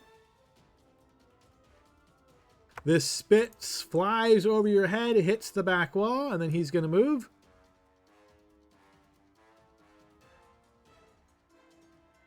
All right, move to Archgale's turn. Okay. I'm going to hold an action. If I see one of these dragon drake guys, I'm going to cast Toll the Dead. Okay. All right, Barnaby. Caliban, I don't know if we want to split up the team like this. Adam, I don't know. obviously the square's a little funky, so I'm just going to assume that is 2. Yes. If you're trying to go through that little wedge of Caliban, but where you're at right now, yes, call that 2. All right, I'm going to go ahead and seeing that he looks a little greenish, I'm going to go ahead and 5 points lay on hand for cure poison. Okay, that will cure his poison. Thank you. And am I under one of those what I see is what I see sort of thing? In other words, the thing to my far right? Yep, if you can see it, you can see it. All right. I am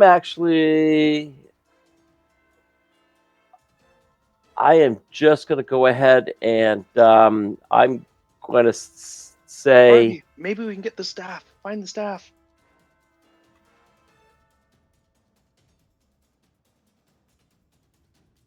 I'm going to go ahead and say, hello, Dragon Lord. Please don't eat us. We come as friends. And you're obviously saying I that in don't- common. Yeah, I'm going to say that in common. Okay.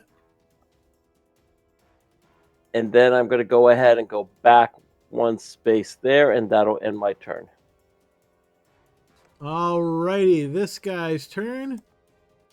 He's going to move to here. He's going to spot Laud down there. Laud, I'm going to give you cover against this because you're behind part of that wall. So +2 to your AC as he is going to try to spit at you. That's going to be a 21 against you. I believe that's going to hit. Well, let me see because I can roll the D4 first. All right, that's not going to get me high enough. So yeah, that'll hit. Okay, so as that strikes into you, again, no damage, but you are poisoned, and then I need a con saving throw. Okay. I will use a luck point to roll an advantage on this con save. Okay.